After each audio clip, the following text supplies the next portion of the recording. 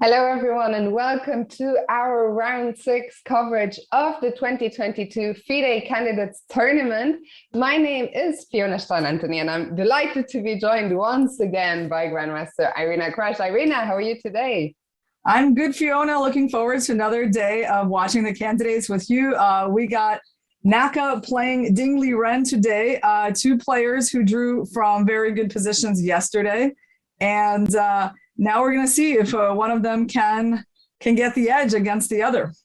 Yeah, we'll see how the players have recovered. As you said, a very disappointing draw for both of them. Hikaru was, I don't know if winning, but was doing very well against Jan Nepomniachtchi, and Ding, I think fair to say, was winning against Rajabov.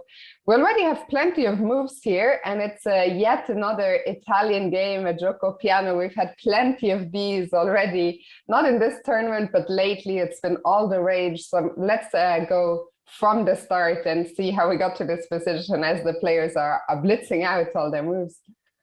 Yeah, I was wondering what Naka would be doing against Ding. Well, I know that against D4, Ding likes a lot of these classical like Rogozin, Nimzo positions. And Hikaru has played a lot of D4 in the past, but in this tournament, he seems to be sticking to E4. So at some point, you start realizing there's a pattern here, and perhaps that's just the move that we should be expecting now to see from Hikaru.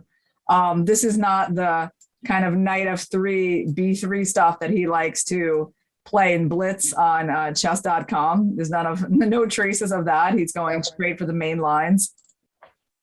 And Ding goes for the classical e5, knight c6.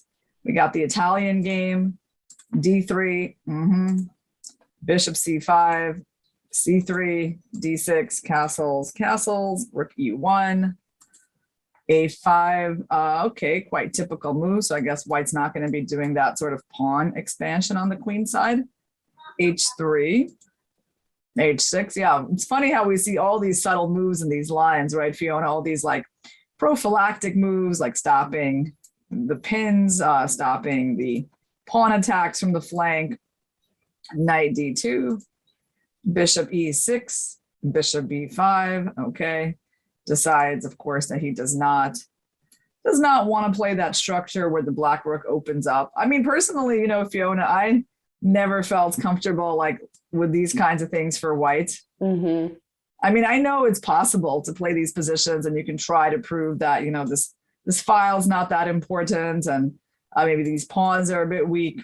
But I really don't like to give my opponents like such an obvious open file against my king. Yeah, I've played this on the black side. Whenever they take on e6, I'm very happy. I can harbor some hopes of some potential attack, maybe try and get the knight to f4 via h5 in some lines. And also, I mean, they are double pawns on e6 and e5, but they give us great control over the center. So in general, I'm not surprised that Hikaru did not capture on e6. Yeah. So he went bishop b5. It's interesting, Fiona, like right now, I actually think he is thinking about taking on c6 and playing d4. This is how I interpret that move, bishop b5. Like he actually wants to take the knight, double those pawns, and then go straight into that annoying attack on black's bishop. And I think we're actually going to see something kind of similar. So he goes queen b8, which is really funny by Ding. Do you know in which way I mean that's funny, Fiona? No. No? Okay. Well, it's funny because he did this against Duda. He did this exact same when move. you were raving about his move, yes. Yeah, I was like, I mean, because it's a rather unusual type of maneuver with the queen, right? And certainly, I mean, wasn't his only move. I suppose, like something that looks normal to me as well, also just moving away the bishop so that, when or if this happens, that your bishop is not getting hit. And that you can, maybe like go for something like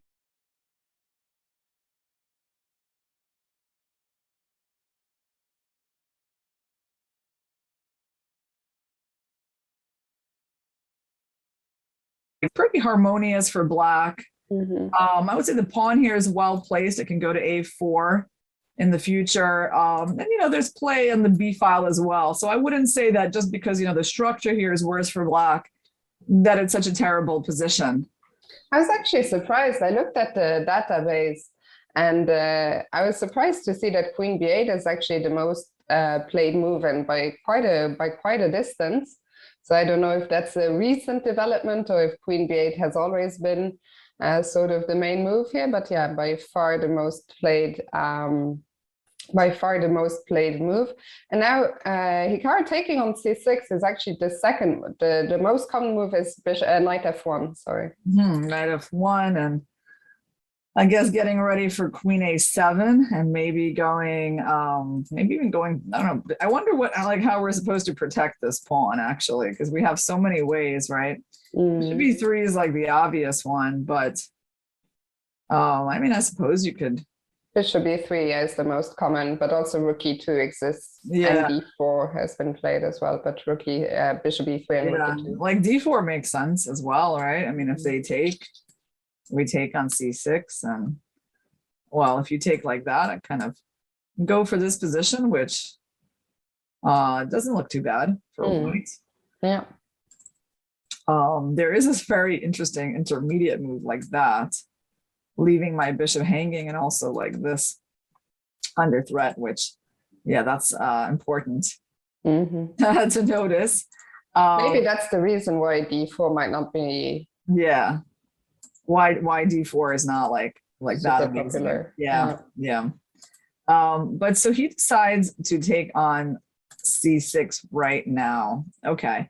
Oh, okay. And then maybe now he's going to go knight f1, Fiona. Oh, he just goes d4, right? That makes sense. Sure. I was going to say, like, now you can go knight f1 and on queen a7, d4, and we don't have that like line where you're taking on c3. D4. All right. And Ding has taken it. We got a few more moves in. Takes, bishop b6, and a4 by Hikaru. And so this is our position. Hikaru has a lot of time. Ding has a little bit less time, but obviously a lot of this game is their prep. So they're both fairly comfortable. And we're already almost on move 15, which is quite far, right? To be into the game, to be into the middle game in just a couple of minutes. So let's take stock of this position, Fiona.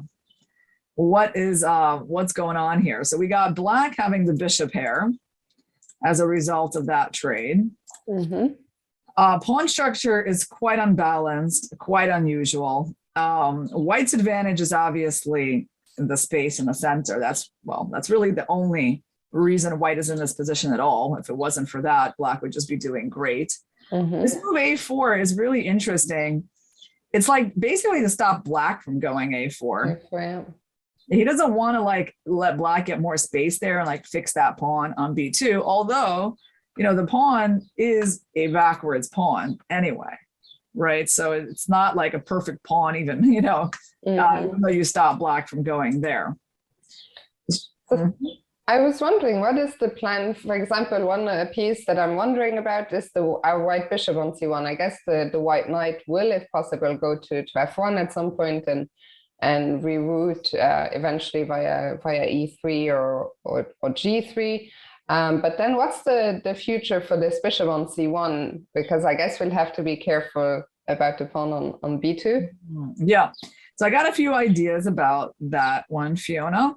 There's one like b3, bishop b2, maybe bishop c3. Because the only way you're going to pressure this pawn, it's like sort of if you move away your bishop, right? Because your bishop doesn't have anywhere to go. But if my bishop is on c3, it gets a little harder for you to move away your bishop. I actually kind of like putting it there and targeting that pawn. That's one idea we have for the bishop. I suppose, b3 in certain lines will also help your knight go to c4. Your queen can go to c2. Where exactly white is going to play on this board is a good question, right? Because white has some play against this pawn, some play against that pawn, and of course, possibly something in the center, although it's really hard to just push those pawns. Right, so pushing the pawns is not really on the agenda anytime soon. No, actually, if I look at the database, in all the games that I see in this position, black always played queen a7 here. So putting some pressure on the white pawn on d4, and white always responded with knight f1. Mm-hmm. Yeah, it's a little unfortunate. We just don't have the time to put the bishop on b2. Yeah. Mm-hmm. But it's interesting that Ding is thinking, I don't know if he's trying to memorize what he prepared, because he did spend 2 minutes on bishop b6, which isn't much. Maybe he's just trying to remember, because as always, we should remind the viewers, Hikaru did play e4, but he could also play pretty much any other move. So it's never easy to prepare. You need to look at the Ruy Lopez, you need to look at the Italian. Then in the Italian, there's like dozens of different setups that white can go for. So what do you think? Do you think Ding might be not too familiar with? Do you think he's just trying to remember what he looked at? Oh, Fiona, I'm busy here trying to like make an emote in the chat. Okay. So we got Wolf Ben, who he decided to call me Crypto Queen, and I thought that was really nice. I like that. So was trying to respond there. But to get to your question, do I think this is? Did you succeed with the emote? Well, I put in some purple hearts there. Oh, the hearts. Simple, yeah. Let's see. Irina did try and install. Can you see if I type the cat jam? Can you see it now? Did you? Oh, you just typed in something, Fiona? What is your name? Oh. Do you see the cat or not yet? No, I don't see. Wait, I see the hearts. I see actually, you know what? I see the frog. I don't see the cat jam yet. No, I don't. Okay, but I do. But I think I have installed something. I have installed something. So I think I'm seeing more than I used to. On the first break, we'll sort you out. Yeah, we'll get you there today. I am seeing the flower. Spam this flower. I see the flower, the sunflower. I think you're not there yet. I think those are the normal emotes which you should be seeing. On the break, we'll get you. Yeah. We'll get you all the way. All right. We'll get there today. It's my mission. Today we get to I agree.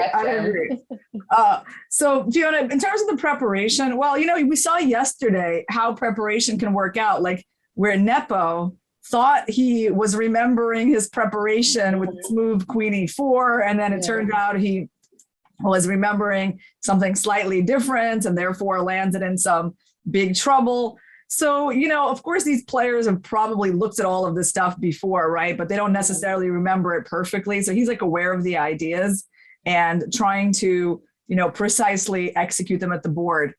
So yeah, I mean, it's quite clear. Okay, it's move 15 and they're out of book here, or at least Ding is. But the thing is, again, this is not like, you know, this is not a very sharp position where you have to rely on your home analysis. Yeah. One question is, if he doesn't go Queen A7, would that give us time to maybe go for your B3, Bishop B2 setup? Yeah, I mean, 3 Bishop B2 makes sense. There's this interesting move D5, very concrete, that he might want to think about. And so that's actually what has been played so far. He put it on the board. Has he? I don't see it yet on the board, but you do? No, he hasn't. So he's still thinking after A4. Yeah, D5.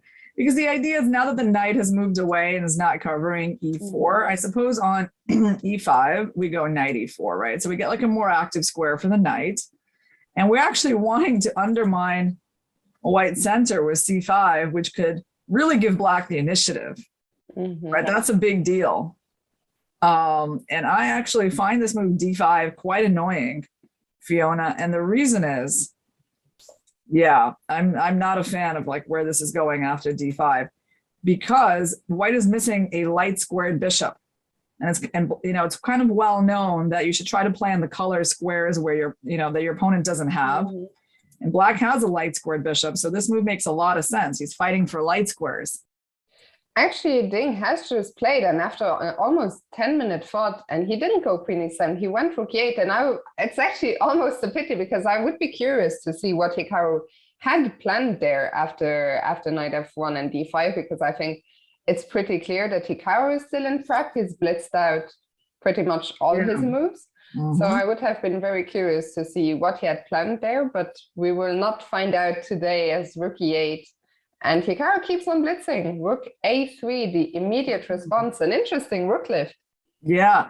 Well, yesterday he did that Rook A2 move against Marco, and now he's doing the other Rook lift from A3. So he's a bit of a Rook lift specialist in this tournament. Yeah. So Rook A3. What's the idea behind that move? Yeah, You're eyeing up G3 for some kind of an attack, but like let's say we look at D5 at this moment I guess runs into E5, right? I mean, I don't know, I would assume that would be it, although you know what's funny, Fiona, is that I think that black can still consider a move like that, and I would be very interested in that kind of pawn sack, because it's very common in chess to give away a pawn in order to get certain kinds of squares. And I think, I mean, to me, it looks like there's pretty decent compensation coming from this powerful bishop. I see the computer is not like in complete agreement here, but one thing I wonder about, I see where you're coming from with the bishops. I wonder if maybe the black king is a little bit lonely here, like if with the two rooks ready to swing over to the king side. I wonder if the queen on b8 is a bit far removed from the action, like, and if white would be able to maybe get the pieces in quickly. The bishop in c1 is looking down at h6. The knight could potentially jump via h4 to somewhere, get the queen in. So those are I agree, because you've got two rooks interestingly placed, capable of this quick swinging over to the king side. Yeah, you got the bishop already attacking h6. Yeah, I think it's very realistic to think about some kind of attack on the black king with knight h4 and just freeing up the way for the queen and rooks to come in. So maybe you can't sack the pawn. In that case, you could try knight d7. And what do we have here? I guess, I mean, the question is like, so he played this move so fast. What does he want to do with that move? If we go knight f1, I mean, I would think c5 would be a major move here. So are we just going to ignore it, Fiona, and go like knight h4? Just 1 second. I just wanted to say, I missed it in the chat a second ago, but I wanted to say a big thank you to Inner Psycho for his raid coming over with 500 people. Inner Psycho, another chess streamer, but a poker streamer. So thank you so much for that, Inner Psycho, and welcome all raiders. I know it's a different game, but hopefully you'll enjoy the chess action with us today, as Hikaru plays a very important game with the white pieces against Ding Liren from China. Once again, much love to Inner Psycho and to his community. Yeah, guys, welcome. I used to be really into poker, Fiona. Really? Yeah, actually, I think I knew that. It was years ago. It was really quite a long time ago, I would say. When was I into it? Around 16 years ago, 2000. That's the time to be into poker. That's right. It was a poker boom at that time, and it kind of caught me as well. But in this position, Fiona, this is actually a really interesting move. So as black tries to attack our center, we completely abandon the center and start a big attack. This is actually pretty cool, Fiona, and I really like, the prospect of such a line for white and making this move Rook A3 really quite useful. And I think after CD, like let's think about this before checking. Oh yeah, what the computer is going to say after CD. Like, can we sack right away, or do we need to prepare it with like Rook G3 or Queen H5? I mean, probably preparation is good, right? Let's see. But there is such an idea. Tempting, for sure. Yeah, I mean, just to show you, like, normally, guys, of course, there's nothing wrong with these moves. And actually, black doesn't have a whole ton of pieces that he can bring over to help himself. So I would say it's a better idea to slow play it. But like, just to show you like the existence of these lines, it's already possible here. And like, I was thinking maybe Rook G3. I guess you would probably go to F8. If I gave you a check right here, you'd probably start running the other way. And if I go here and you start running, then I catch you because I can take the pawn and do that. So here it's kind of harder for you to run away from me. because of this, this, and this. And I send you back. When I send you back, all right, I got some simple moves now to kind of. This looks crushing. To get you, yeah. In the game, by the way, Ding hasn't gone to d7. He has gone forward to e4. Look at that. Did I predict something, Fiona? You did. That's a good, always happy. I mean, even if the computer doesn't, like my suggestion, at least Ding liked it, right?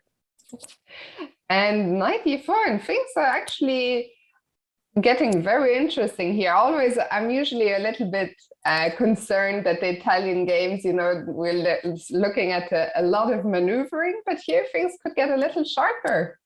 Yeah. They're talking ideas, guys. LOL. Yeah, talking ideas. Commentary can't keep up. Hikaru's blitzing so fast. Yeah, well, I mean, I think that was an interesting little detour we made.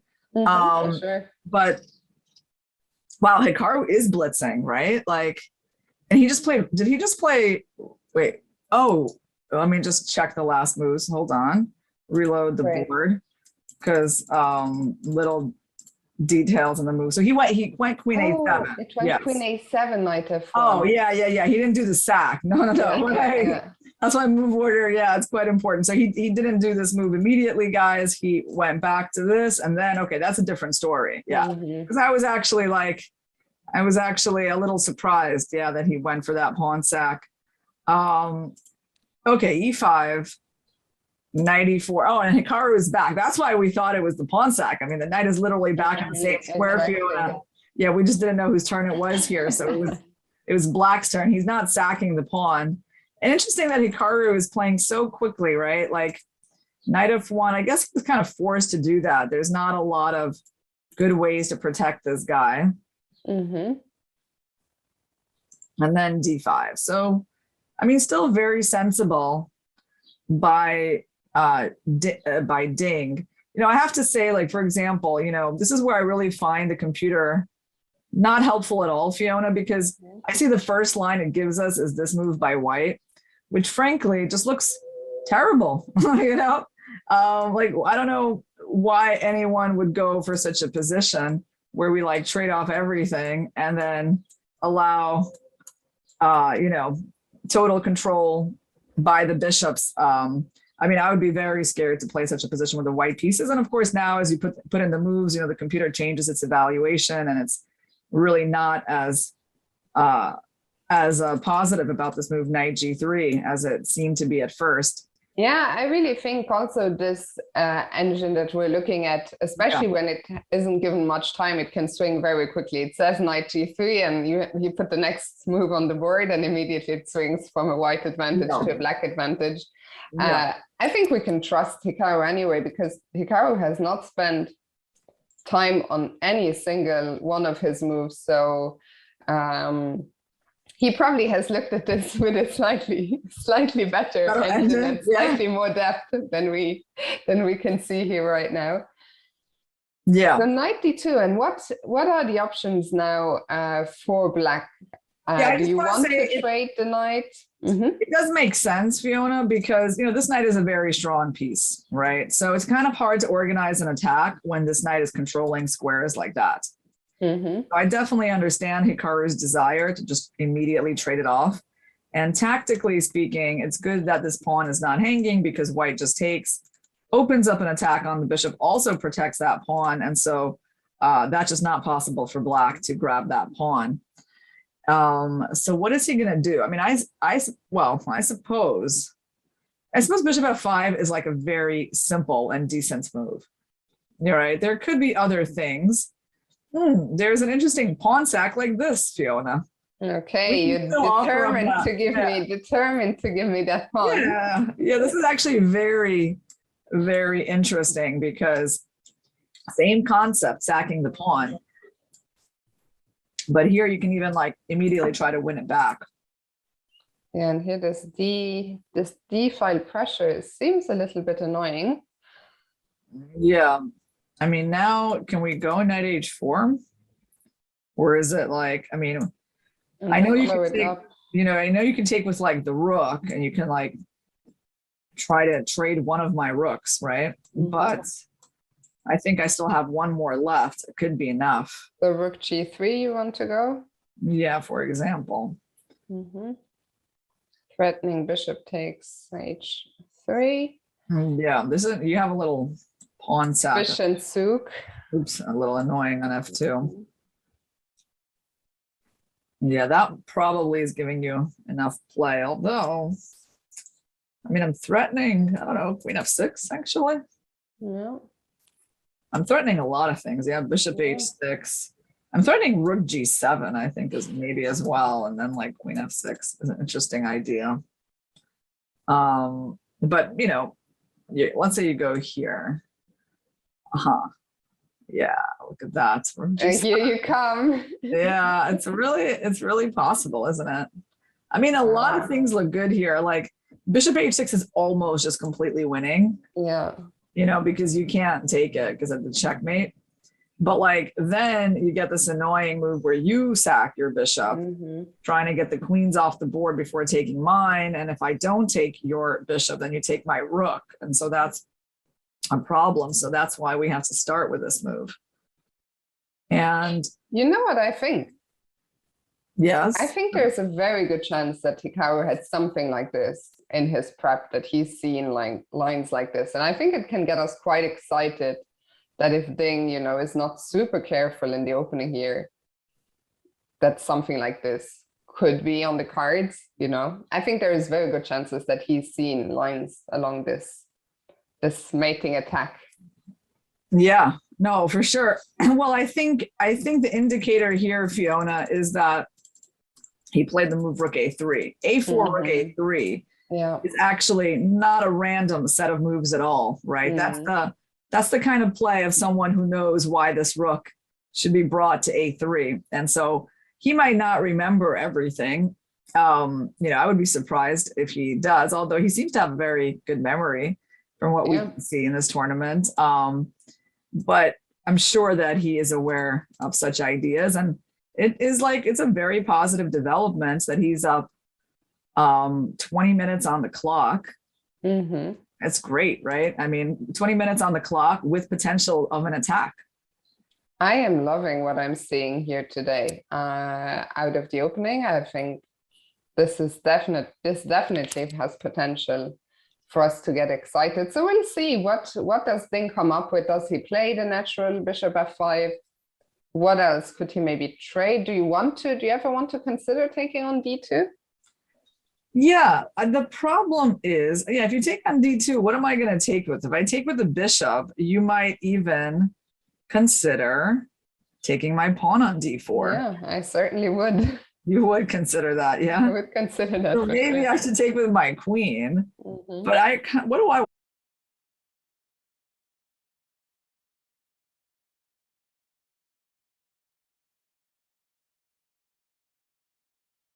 for? What can I do there that would be interesting? I mean, I don't feel like I can just take your bishop and go rook g3. Maybe I can, Fiona. You know, I have some cool ideas where I go rook g3 and then I like sack my rook and then take on h6.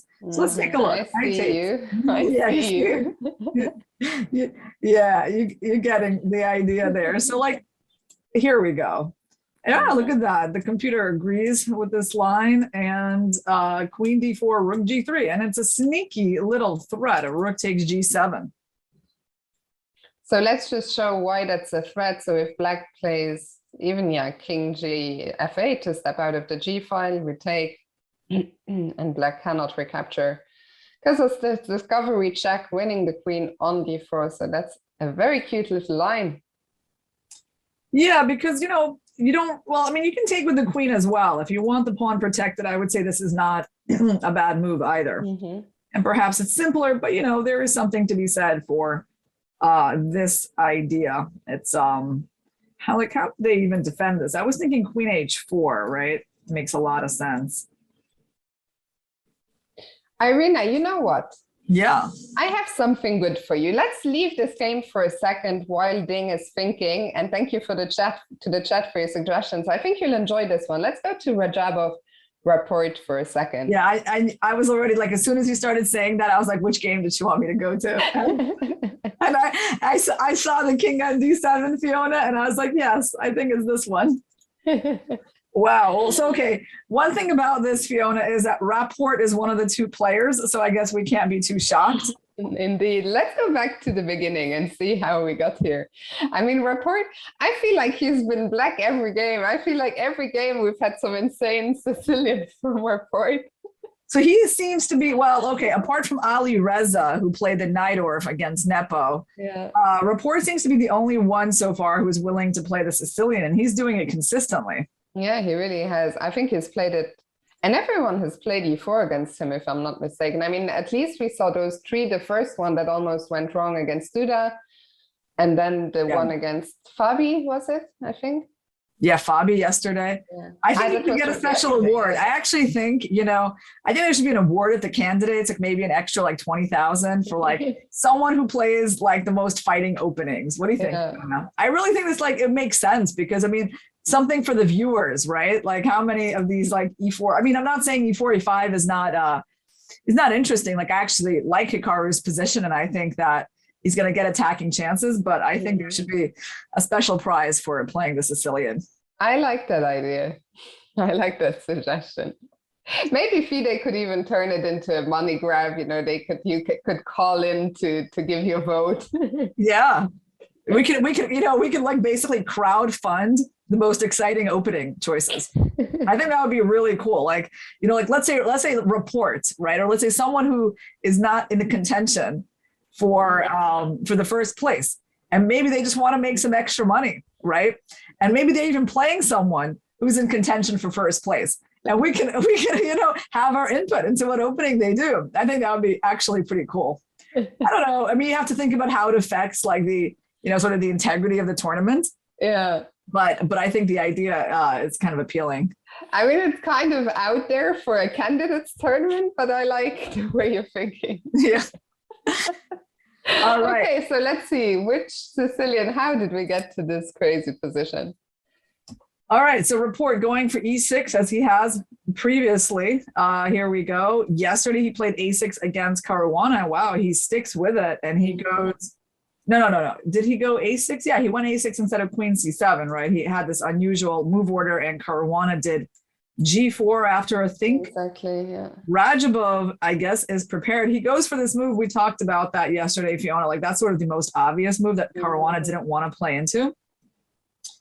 And now he goes Queen D3. So I kind of wonder, Fiona, I mean, wow, like, what has happened to the game of chess? Look at the evolution. I mean, would you ever think that this would be like the best choice for white? Such a strange move, blocking in your own bishop. It's another move. We talked about it. And by the way, thank you, chat. I see that we've had a couple of moves. We'll very quickly get to the current position in this game, and then we'll go back to Hikaru. It seems Hikaru is still following his prep. Bishop F5, we had a look at Hikaru blitzed out Rook E2. We'll get back to that. But yeah, Queen D3 is another move that we would always recommend. Let's say, I'm sure you would tell your students not to play a move like that, not to block in your own bishops, not to get out the queen so early, but here we are. Yeah, I mean, like, so the most obvious move is this move, right? Developing the bishop. But obviously, he's looked at this position. I mean, Rapport has been quite predictable, although there's something even a little bit surprising in his commitment to playing the same line, right? Usually when you're playing things like, like this, right, where, it's probably an objective edge for white. I mean, without the element of surprise, it's a lot harder to do this. So once you trot it out against Caruana, to do it the next day against Rajabov, I mean, it's certainly very brave because you've lost part of that element of surprise. And so the only surprise that's left is that you're still doing it. Yeah, it's like a double bluff kind of thing. Like, oh, you probably think I won't repeat it. Right, exactly. And so, but okay, he did it again. Hopefully it's not going to be, like the Britney Spears song. Oops. At the end of the game. So here we go. Bishop Queen D3. So this is Rajabov's prep. All right. So I mean, of course, in the Sicilian guys, it has become kind of popular recently to be moving out this queen early, often going to the G3 square. Let's see if that's the point here as well. Oh, that is such a good reference by Sergeant Animal Mother. Do you know the reference, the random report BS? Nope. I think it was leaked. I don't know if it was leaked, but I think it was Sam Shankland, if I'm not mistaken. He posted like there was a screenshot of his JSpace files or something. And he had one file that was called random report BS.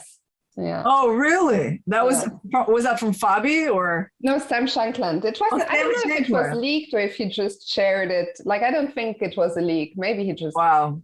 But yeah, very funny. Nice. Random report BS. I mean, that's a pretty nice name for an opening file, right?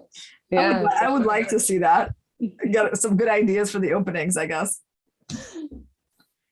All right, so we are seeing this queen come here. I mean, black's move d5 is not a surprise at all. That's sort of what you do when you have a strong center. You're already captured with the pawn towards the center. Queen g3. Mm-hmm. So 2 moves to get the queen here, line it up against the g pawn, and there's no bishop d6 because of that. So it's interesting. I mean, I definitely feel like, I mean, it's not a totally random idea. I can understand this, and especially knowing how typical it's become in the Sicilian. Mm-hmm. There goes reports. All right, look at that. Okay, he gets an award for only moves with like pawns, right? I know. I was gonna say it would be really cool. I mean, he has moved the knight. Well, we can't see that anymore, but there has been one development of a piece in this game by reports. On the other hand, we're almost at 10 moves, and it looks like only pawns have moved. So that's look at that. He keeps going. H4. D4. Yeah. Wow. Yeah. It's interesting. So, I mean, knight f6 would be, of course, a move that I would think about.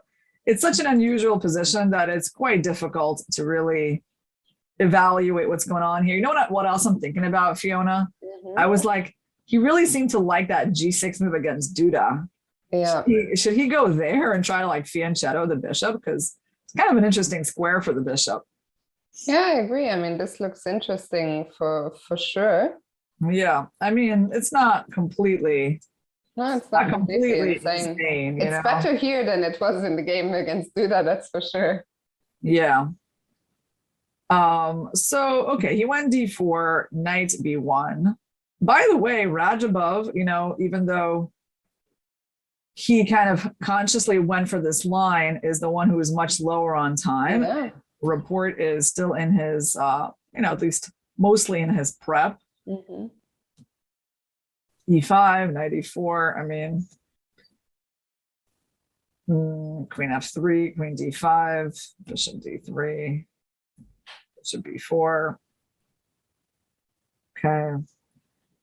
Well, I think we're both just sitting here, mostly just going through the moves. And yeah. It's hard to say anything because I almost, you know, I would have to, you know, slow down for like a long time to make sense of it all because it's so complicated it's like I kind of just feel like it's more appropriate just to look at the moves, just see what happens, and then get to the, you know, current position and make sense of what we got right here. I also like Krusty Man's comment. He's saying timer is like, if only I'd looked at the random report BS file. Yeah. So what do we have? Even number of pawns, like neither side can castle at this point, right? So black gave a check. For some reason, you know, white decided he doesn't want any kind of knight d2. I guess doesn't want like that, you know, black to take and there to be some endgame. So he went there. Knight was still hanging. He supports it like that. The en passant is pretty much forced. Like white definitely has to take that pawn. And now he gives a check. So now black can't castle. Black's king is on d7, white's king on f1. Pretty amazing. And here we are. Okay, so Rajabov thinking. Now, one thing I can say is that, of course, I think black would be very happy with an endgame here. Mm-hmm. In general, well, white's not going to trade the queens. That would be pretty insane. And I think black would probably take with a c pawn, although even the e pawn is possible. So that trade's not going to happen. Now, white would like to keep the queens on the board, but on the other hand, the black queen is really strong here. So to decline the trade and just leave the black queen there would also be not the simplest thing to do. Yeah, and I mean, I see there's some kind of move like that, which I guess positionally is pretty good to get rid of that more powerful pawn. Yeah, and you're not worried as white to get these double isolated pawns if black takes on f3. Well, I was worried. I mean, I guess everyone has their share of like weak isolated pawns. Like in general, like I guess this position would be maybe not bad looking for white. I don't really know. Like black has a lot of weak pawns, probably more than we do, right? Yeah. So maybe white has some sort of edge here, but he didn't go for this move. He went bishop g5, which doesn't look super threatening, does it, Fiona? No, I mean, okay, white is not even threatening to take on f6 because we could always take on f3. But rook f8 to me looks like a natural response, not just to defend the knight, but also to put some pressure along the f file. And even I didn't even see for a second that the rook is even defended by the bishop from b4. So that's a nice little bonus. Yeah, I mean, knight g4 seems to be a big idea. Like, let's say white just ignores all of that. I mean, can this be possible? Can this be true? We don't have knight g4 because you're gonna trade.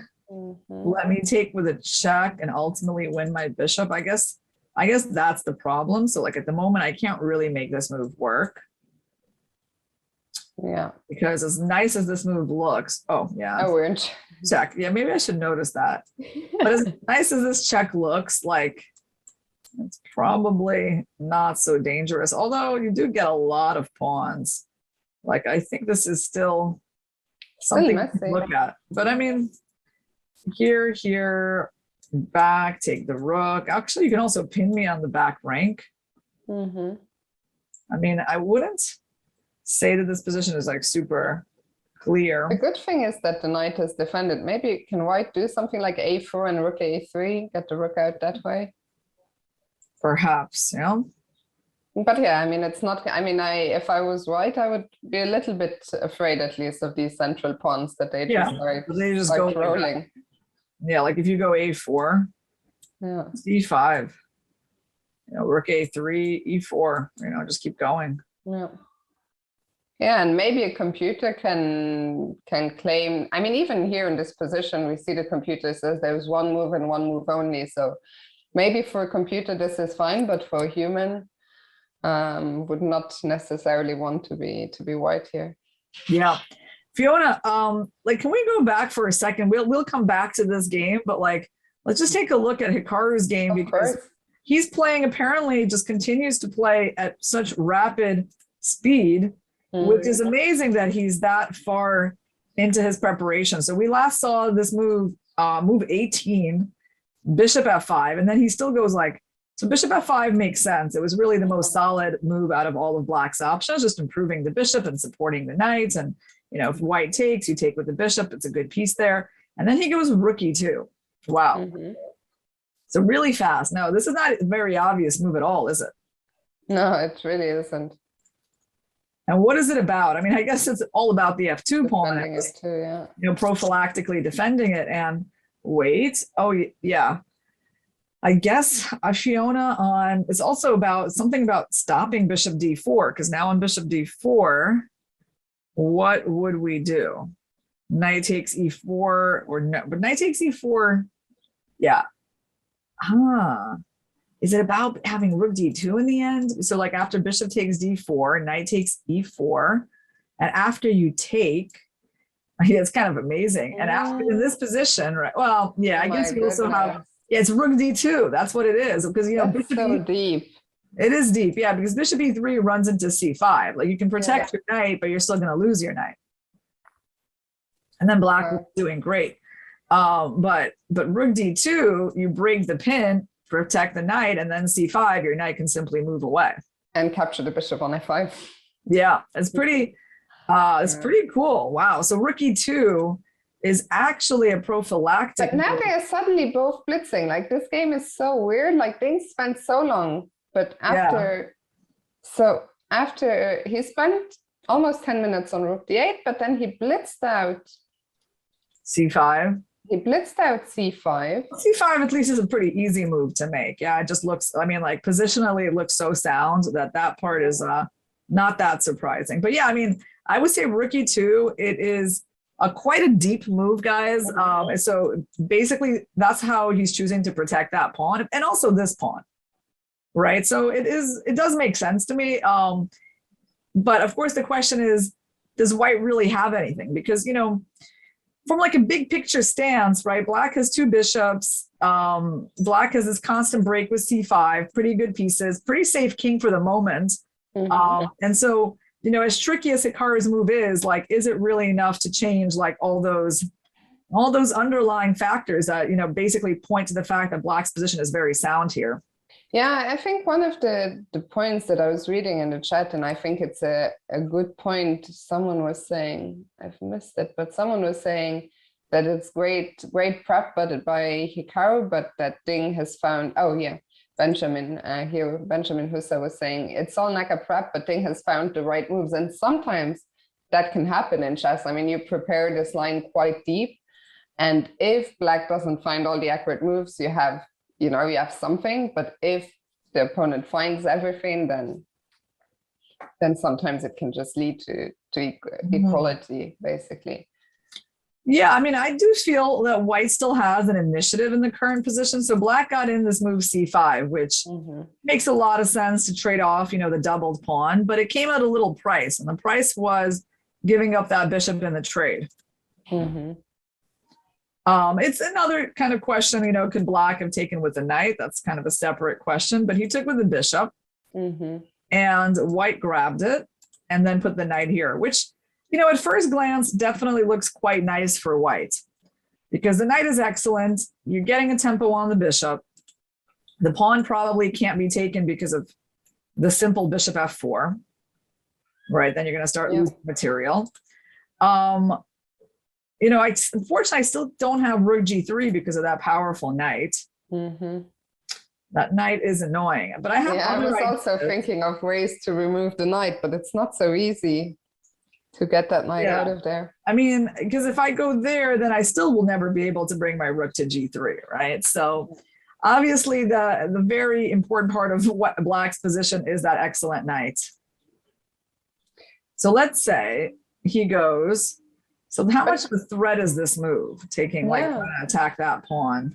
I mean, one thing, just looking at the engine evaluation here, and that's what Benjamin is just saying in the chat as well, this is a big moment because it looks like bishop d7 is necessary. I'm not sure why yet, but so this is a moment to send, what can we make rhyme with? So this is the time for all the poets in the chat, something to make Dingley Wren not play bishop d7. You guys, I'm sure, can put it better than me. Yeah, I mean, so why is this move a key move? I think, Fiona, it has to do with that square. Because we want to go Rook C2 and then either Rook C6 or Knight C6, right? So like, for example, if you go Bishop G6, I go Rook C2, and you go like Queen B6, right? Well, yeah, I mean, there's Rook C6. B, there's even this extra attack I can make. And it's kind of funny how the knight is just like so excellent in the center. By the way, makes me remember, Fiona, how yesterday he didn't play the winning move Knight D4. You know? And in this position, he has a knight on D4. He has that knight in the center. That makes happy days. You know, it looks like he's learned his lesson. He's literally trying to directly improve on yesterday's play. Also, P-Ben James spam this funder to make Dingley's blunder, which I like, but we need more caps, more thunder, more energy for sure. And Knight D4 redemption. Spam this ring to trick Ding. Yeah, well, so I don't know. I don't know how human could find bishop d7. Oh no, it's definitely findable, Zypher, because I mean, look, you only got a couple of options, right? Like when your bishop is under attack, and like an experienced player will look at all of their options, right? Like the bishop there is kind of an obvious move, but it's not super powerful, just staring into the knight. I mean, there's no real point to go to h7, obviously. So it's basically you're choosing between two diagonals. This one, and he has gone bishop d7. Yeah, so it's not really that hard because it's quite clear that this square is going to be important. So, okay, he goes bishop d7. And by the way, guys, you generally don't like your pieces to compete with each other. And in this position, well, the knight is good, but when the bishop just stands behind the knight, you know, he's not really being utilized very much. So unless it was about like having extra protection on the G file or your knight requiring protection by the bishop, then I think there's no real reason for the bishop to hide himself behind the knight. Also, one thing that I want to say, I mean, there were a couple of people in the chat earlier saying, how is Ding Liren finding all the best moves? One thing to keep in mind is, yes, he seems to have found all the right moves so far, but it has come at a price, and it has come at the price of being 40 minutes down on the clock. And this is a position, yes, we can see the eval bar is saying it's roughly even, but as Irina was saying, we have a nice knight on d4, and it's not a position that is without life. There is a lot of life in this position. So a 40-minute lead on the clock is nothing to be. Yeah, I am impressed with the prep. I mean, because we know 23 moves to get here is a lot of moves. That's not actually that typical. I think for a line, this is not like a Sicilian Najdorf or, you know, the King's Indian defense, right? Like where you tend to have like, you know, longer sets of theory. For this kind of line, 24 moves is like quite incredible. I mean, the level of his preparation, I would say. And he blitzed out another move, bishop f4. I think Hikaru, it's safe to say that he's still in prep, which is really, really impressive. Yeah. Well, so I'll tell you what I think is like, let's say the first move I'm interested in looking at, Fiona. I mean, Black's plan in this position is definitely to get the pawn here. So that's the first question. It's like, well, if I move my queen, you have to figure out where and just like get that pawn going. What does White have? And actually, let's take a look at the move. I was going to say queen b6 first, but then I realized, okay, maybe you have rook b3, although actually maybe I have bishop a4. I do actually have bishop. We have to be a bit careful. Yeah, maybe like this, because on this move, like, can't I just take? Yeah. That's a nasty little pin. And the queen is undefended as well, so this would actually just be losing. Yeah, and I want to go c5. Yeah. I want to go C5. I see one of the computer suggestions, which I think will interest you, and that seems to be I know, Fiona. It interests me. It interests me. I know. I mean, wow. I think I know you well by now. Yeah. Definitely, Fiona. I was already thinking about it. I was like, wow, what is that move? But yeah, out of everything that White can do, I don't know, all these like different, you know, random rook moves that don't look very interesting. Like this thing that the computer is suggesting is pretty wild and really kind of makes you stop and pause and be like, what is that about?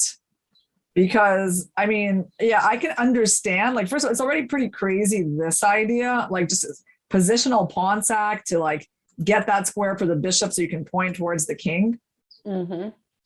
That's already pretty crazy. But then you're like, but what about that? I mean, then you know this doesn't even make any sense. You don't even have that because there's going to be always be f6. And so this is so funny. Now you move rook b3 and now there's no more bishop a4. Yeah, you don't have, you deflected the bishop. And I guess if the queen moves back, okay, there's rook c2, you win that pawn. That's pretty clear. And if the queen moves there, there's a fork. By the way, we're seeing how useful that rook is. Yeah, because none of that would be possible if the rook were back on e1. I love it when a plan comes together, although here it's more like a prep plan, but rook e2, what a move. I mean, we already saw so many. It's also very interesting to see how many different ideas there are behind rook e2. There's always that protection of f2, but then earlier there was this rook d2. So this, yeah, really, really deep stuff. So after queen a6, then we just take the pawn. Yeah, I would think that, I mean, okay, knight b5 is sort of like one of the primary moves to look at. I mean, that's what I would think about, but there's also, of course, more forcing things, and of queen b6, sorry, queen c4, wow, rook c6.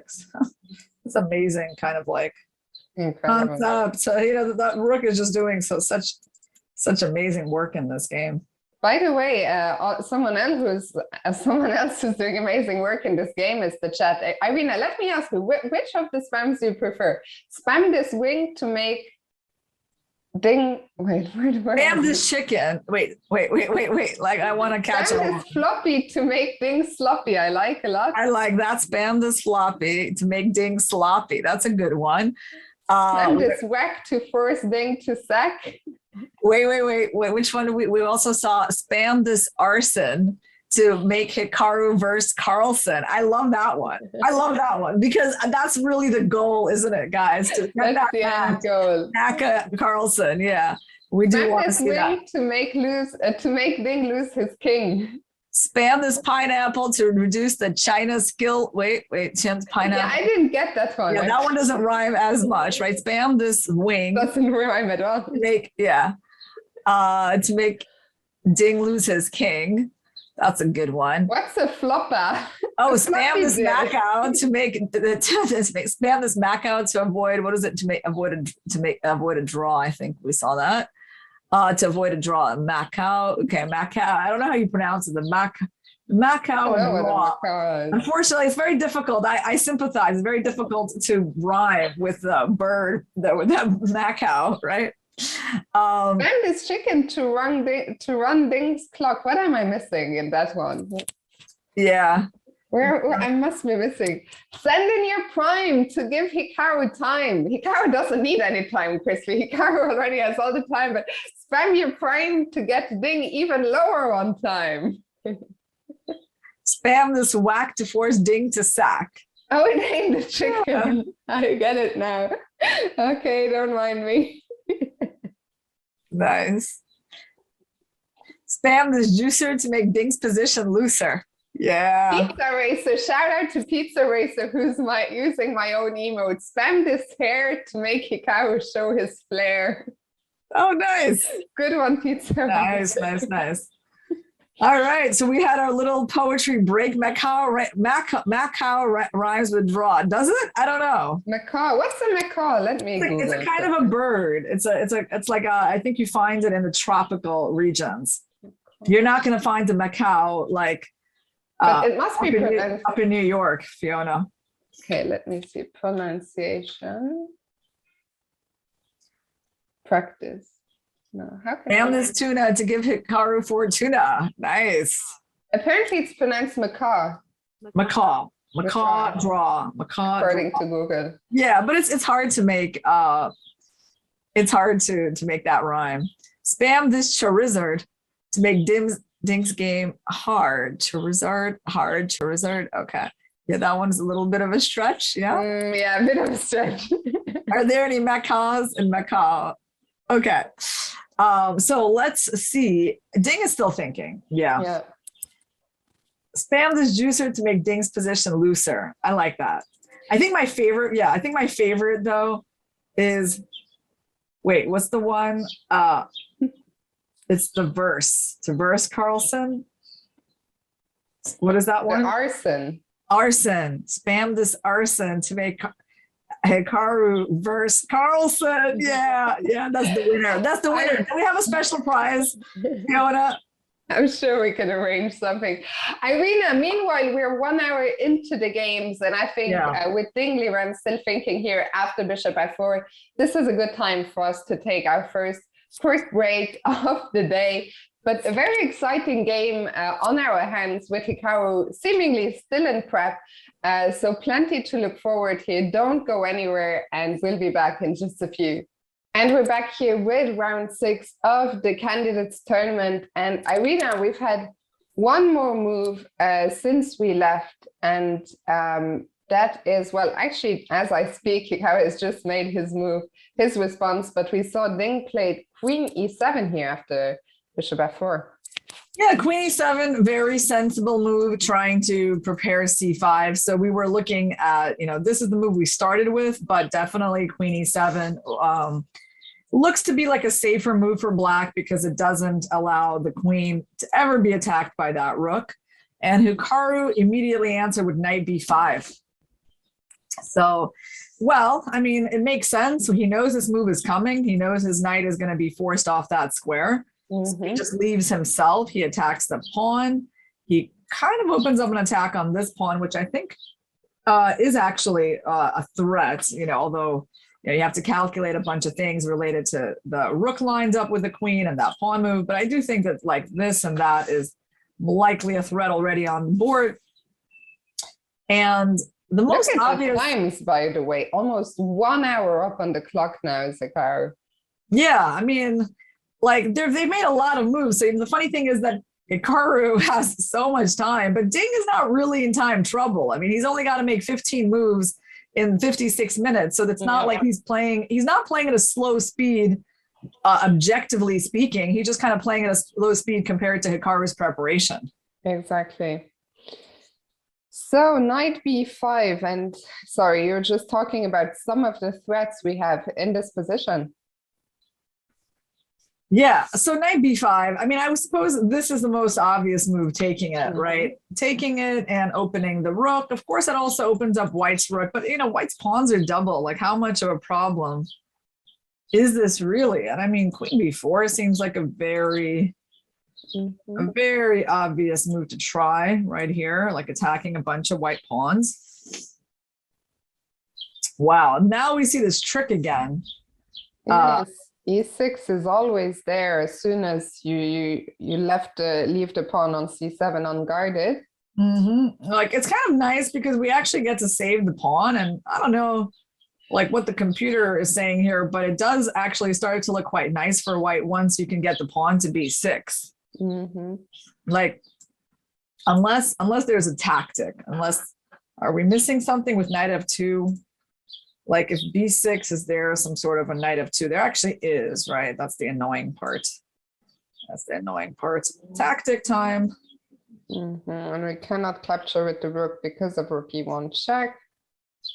Yeah, and you can't even, I mean, I suppose you could capture on e6, and I take with the rook, and king takes, and I have to find something. Oh, I have queen b2, Fiona. Queen b2 is annoying, yeah. Yeah, because on this move, you got to take with the rook. You actually don't have time to take my queen because I get a second rook with a check, and then white is pretty much doing really well. But if you take, and the question remains, like if I take here, then this is the key point. It's actually the only winning move for black, right? There's no other check that's really that dangerous, but this one wins the rook. It's a big one, yeah.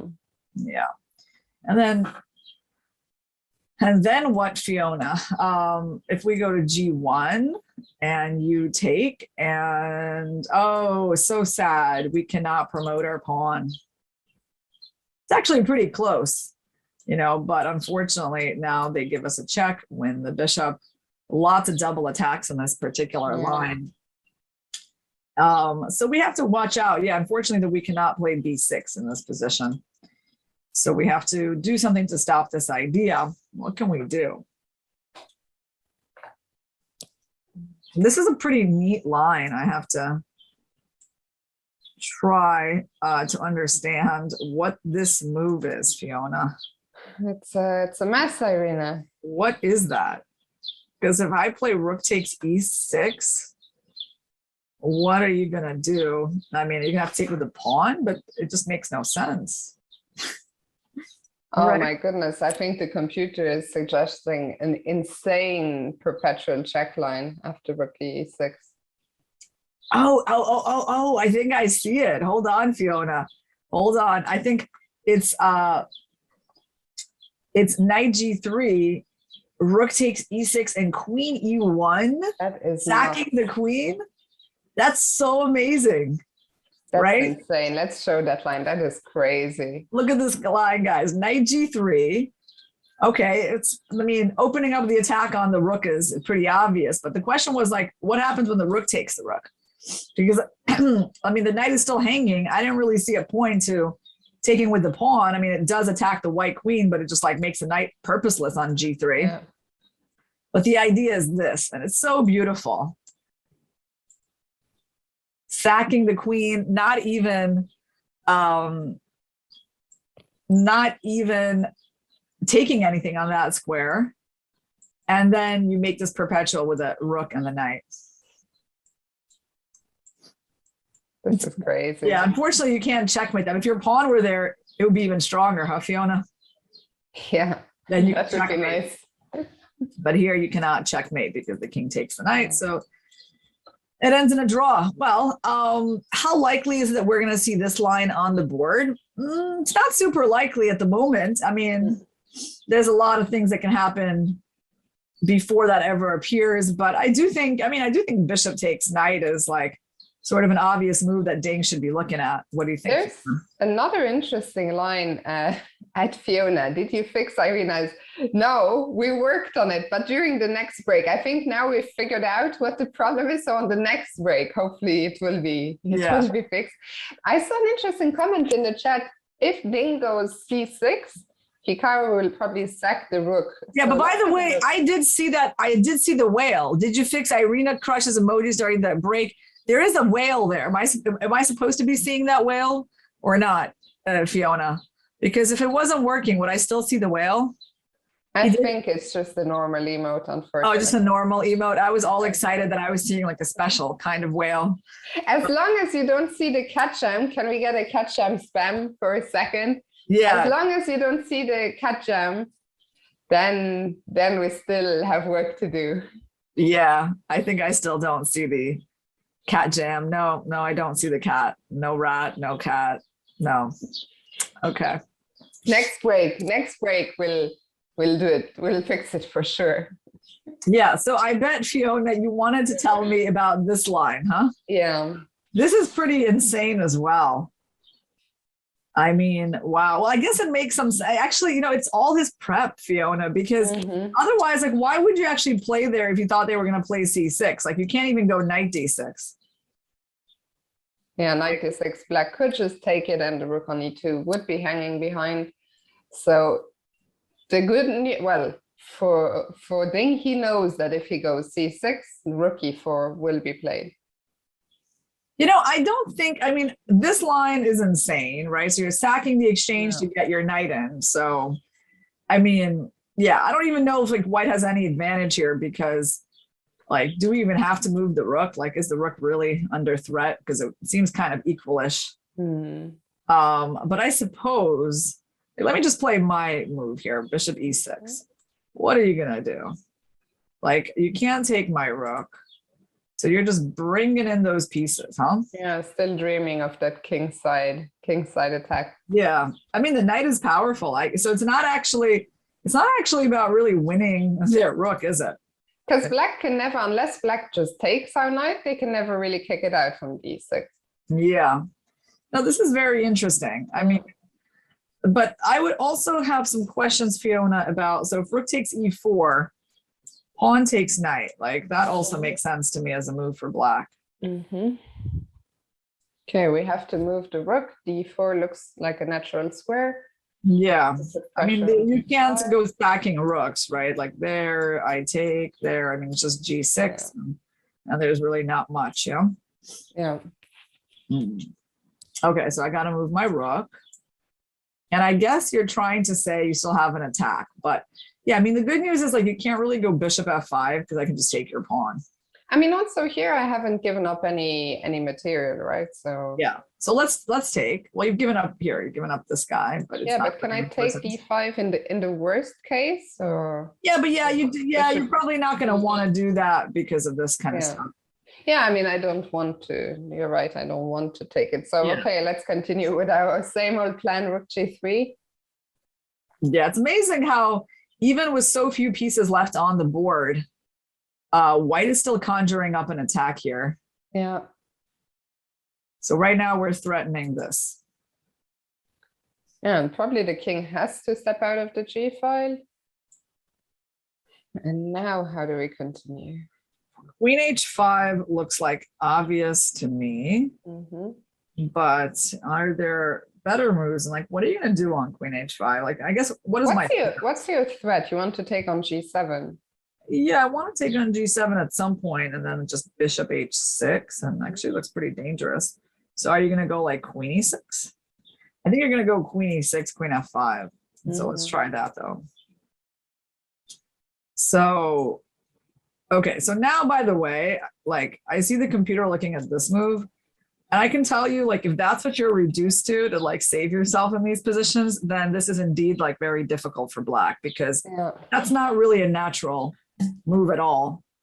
No, I mean, you know, I'm starting to see that like Hikaru does not plan to relinquish the initiative here. And that time advantage that he has, at some point, like, it might crack Ding, you know? Yeah, I mean, even if we get past the first time control with a position, even let's say Hikaru just has a small edge, you know, then he can press that forever. And if we look at, we have Ding run on the camera there, he doesn't look, you know, he doesn't look super relaxed. He doesn't look like, oh yeah, everything's under control, this is just equal. So I think a lot, even if the computer says, oh, it's roughly even, I think there's a lot to be hopeful about here. Yeah, I agree completely, Fiona. But I don't think there's any way that Ding can be very relaxed, down more than an hour on the clock, and still like potential attacks on his king, and still even knowing that he's in Hikaru's prep. Yeah. I mean, it doesn't seem like a very relaxing situation. And by the way, bishop takes b5 happened. Yeah. So, okay, well, we're not going to see the fascinating lines after Hikaru's before. But bishop b5, all right, ab, it's still lots of interesting little lines that we found here. What was the most interesting line that we found here, Fiona? I'm trying to remember. I think the most interesting, not for us as Hikaru fans, but was this perpetual. Yeah. Oh, that queen sack, that was in this line. Yeah. Okay, so queen b4 is just sort of an obvious move. Of course, there's other moves that black can make, but I just feel like, you know, activating the queen, attacking those pawns is probably going to be the first thing that he looks at. Like, actually, he has played already. So Hikaru recaptured and he played knight g5. Whoa. Okay, so I can tell you, Fiona, that move wouldn't really be on my radar. But I think, you know, one of the points is you can't really push this pawn while that knight is hanging. So the point of moving the knight from his like really nice square seems to be that you can like push the pawn, and of course, you know, the knight can go to e6. I mean, I would think that now Hikaru would be out of his book. I really would. Like, there has to become a point, we're almost getting to 30 moves. Like, knight g5 is not the top computer move. Like, it must finally make Hikaru just think. And it's one of these moments again where, in a way, it's a good sign to be out of book, because it probably means that knight g5 wasn't one of the top engine lines that you looked at here. Yeah, the problem is that it's a very sensible move. And if you go rook g3, I guess the knight just goes back and starts bothering the rook. And actually, Fiona, can't we go rook e4 there? I mean, I think we should still look at that. Let's take a look, because we know how often we've seen these ideas in this line, and it's all about the attack. So let's try. Let's try. H5 again. Yeah, I mean, unfortunately, on queen g4, you got this g6, yeah, or even g5. Like, I mean, we can win one pawn, but it's not really threatening. Yeah, black will take h5. Yeah, I guess we can't go for this. It was nice. It was nice to look at. I guess, you know what's interesting, Fiona, the rook is here, and I suppose Hikaru could say, well, what if I just go back here? Maybe the rook is better on d3. Kind of gain a tempo, yeah. Yeah, that actually makes some sense to me. Yeah, for sure. Because I would say the a5 pawn is not a very important prize, but the d5 pawn is much more important.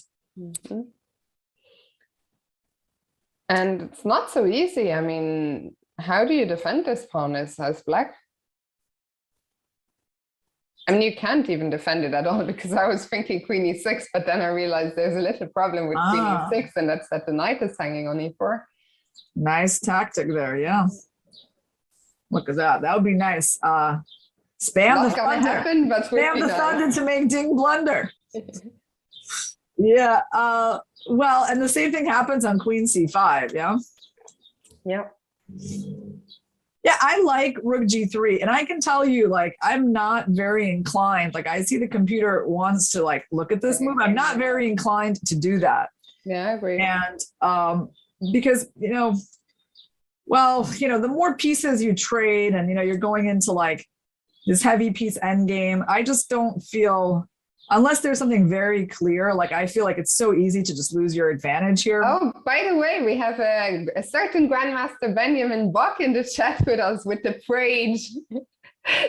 You cannot see that one, or can you see the praying frog? No. But I see it says prayed. Yeah, I don't see the praying frog. It's a praying frog, and Benjamin is reminding us to send Dragon Ball Z style, send your energy to Hikaru. And I'm curious, Benjamin, do you agree with us that Rook G3, Rook D3 maybe is the way to go here?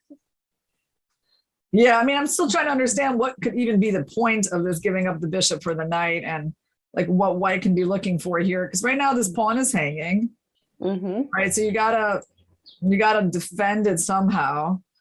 This move is like an insane little trick, right? Like rook here, and you want to prepare f4.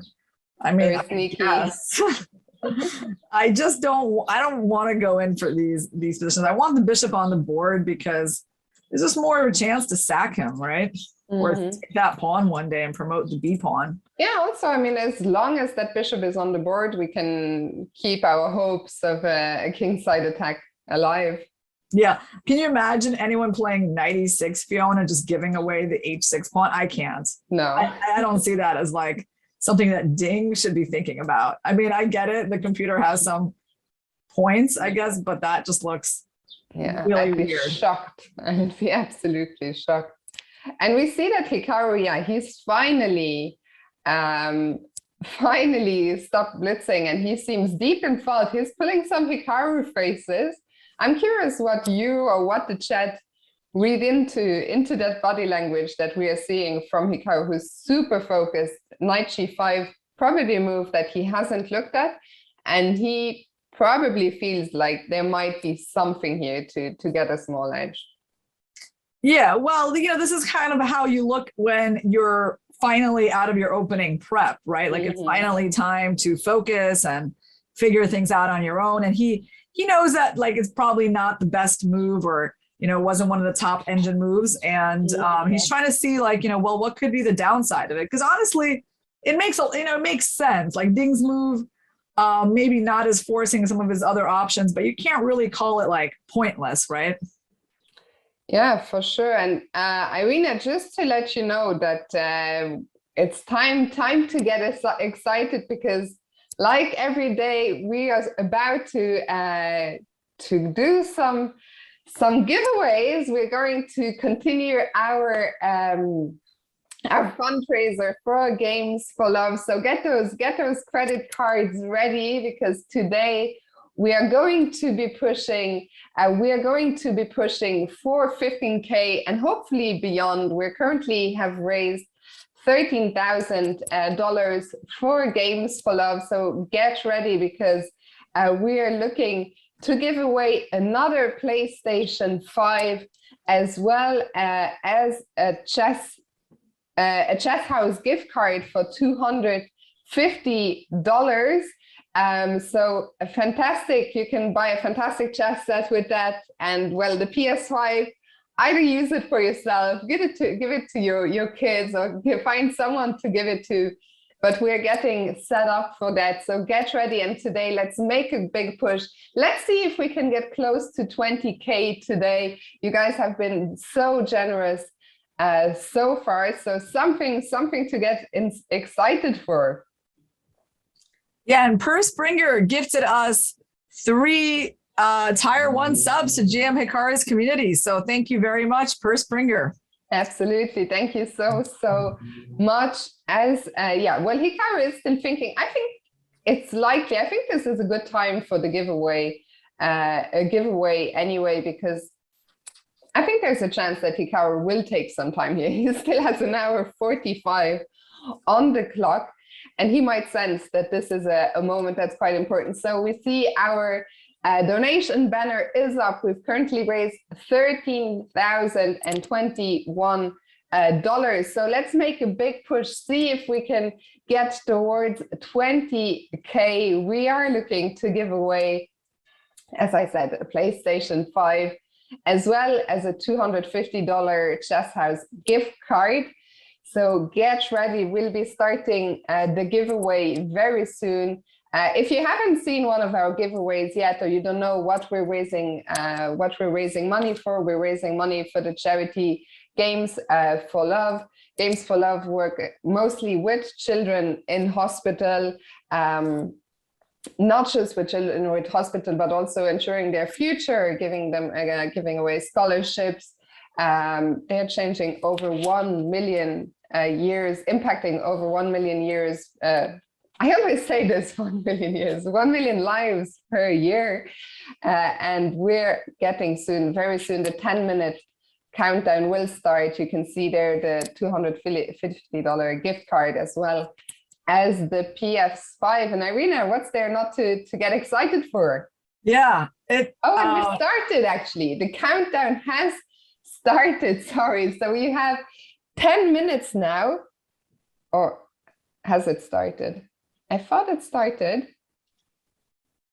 I think maybe we're just, oh, well, we got extension installs. All right, we're getting close, guys, to those 2,500 installations we need to do. I think it's actually quite simple to do the installation. And actually, Irina, we're not doing the installs now. We're doing the charity. So we're raising funds right now for Games for Love. So all your donations, 100% of that is going to Games for Love. And actually, the countdown has started now. So the countdown has started now.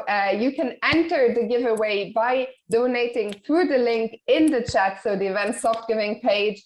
If you donate $25 or more, your entries will be doubled. So 10 minutes to enter the giveaway for the PS5 and the 250 gift card. The first donation came in from Go Naka with a 777 donation. I'm not going to read out the donation message, but thank you so much for that, Go Naka. Yeah, nice donation in the amount of 777. Interesting. I guess 7 must be your favorite number. Cope Phobia just gave us $25. Thank you very much. BRMC and Cooties Top. Yeah, and actually, very quickly, we're also going to play. So keep the donations coming. We'll come back and read out everyone who's donated, but we're also going to play a very quick video for you guys now to let you know a bit more about what it is that Games for Love do. I can. It's a pretty scary experience as a kid. Imagine if that same hospital wouldn't treat you if you didn't have money in hand at the time that you needed that help. That's exactly the reason why we created OneUp LifeBridge. In many developing countries, you can't receive medical help without having money in hand up front before the actual need or procedure. And that leaves a lot of children susceptible to pass of completely treatable and unnecessary reasons. The cost to help either save or prolong a child's life, it might be less than you could expect. It could be as little as a cup of coffee for an IV drip, which dehydration is one of the leading causes of death of children in developing countries. Come partner with us and be a part of OneUp LifeBridge and help us save the lives of children.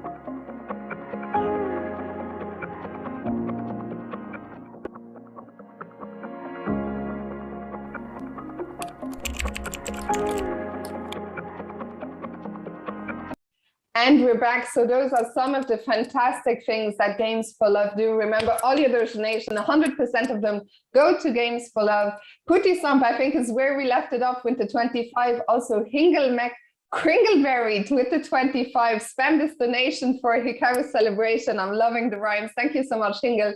So Bizzard, who was so generous in my own stream last night. Incredible generosity again with $100 donation. Thank you so much, So Bizzard 21. Chief Casey with the 5. Always glad to support a good cause. And Go Hikaru. Mangretket with the 5. Rustable Yeti, very generous with the $50 donation. Thank you so much. High Spirits with the 25. By the way, we're getting towards 14K, so keep the donations coming. High Spirits with the 25. Morloon with the 45. Go Team Hikaru. Boss Juicer with the 25. Carol with the 5. J-Dog, thank you so much, J-Dog, for the 25. And Crazy Coffee Man drinks lattes. What's wrong with lattes? I drink lattes too. Jay Smithy with the 30 and Jay Sweezy with the 25. Thank you so much, guys. Yeah, and we love your comments, guys. Spam this donation to bring Naka salvation. All right, very cool. I mean, I enjoy the messages, you know, almost as much as the donations coming in, Fiona. For sure, and the donations, well, they keep on rolling. Sheehan and Bob Dole with, what's he saying? Bob Dole with the 25. Thank you so much, Bob Dole. Thank you so much to Patty Odor 77 with the 25. Thank you. We're almost at the halfway mark. Just over 5 minutes to go. Crazy Coffee Man saying lattes are not good. You are wrong, Crazy Coffee Man. Thank you so much to Garathio with the 25.25. Hikaru got that dog in him. Emphasize dog. He got the dog in him. Yeah. I wanted to read that, Fiona. You stole that from me. Sorry, I'll leave the next ones to you. Hikaru, a great chess player, great heart. Thank you very much, Adrian. And we just want to tell you guys that Hikaru is so proud of how his stream has raised and donated over $1.4 million over the last 2.5 years. And this is one of the things that makes him the most proud about having built this community. So thank you guys a lot, you know, for participating in all of this and building this together with him.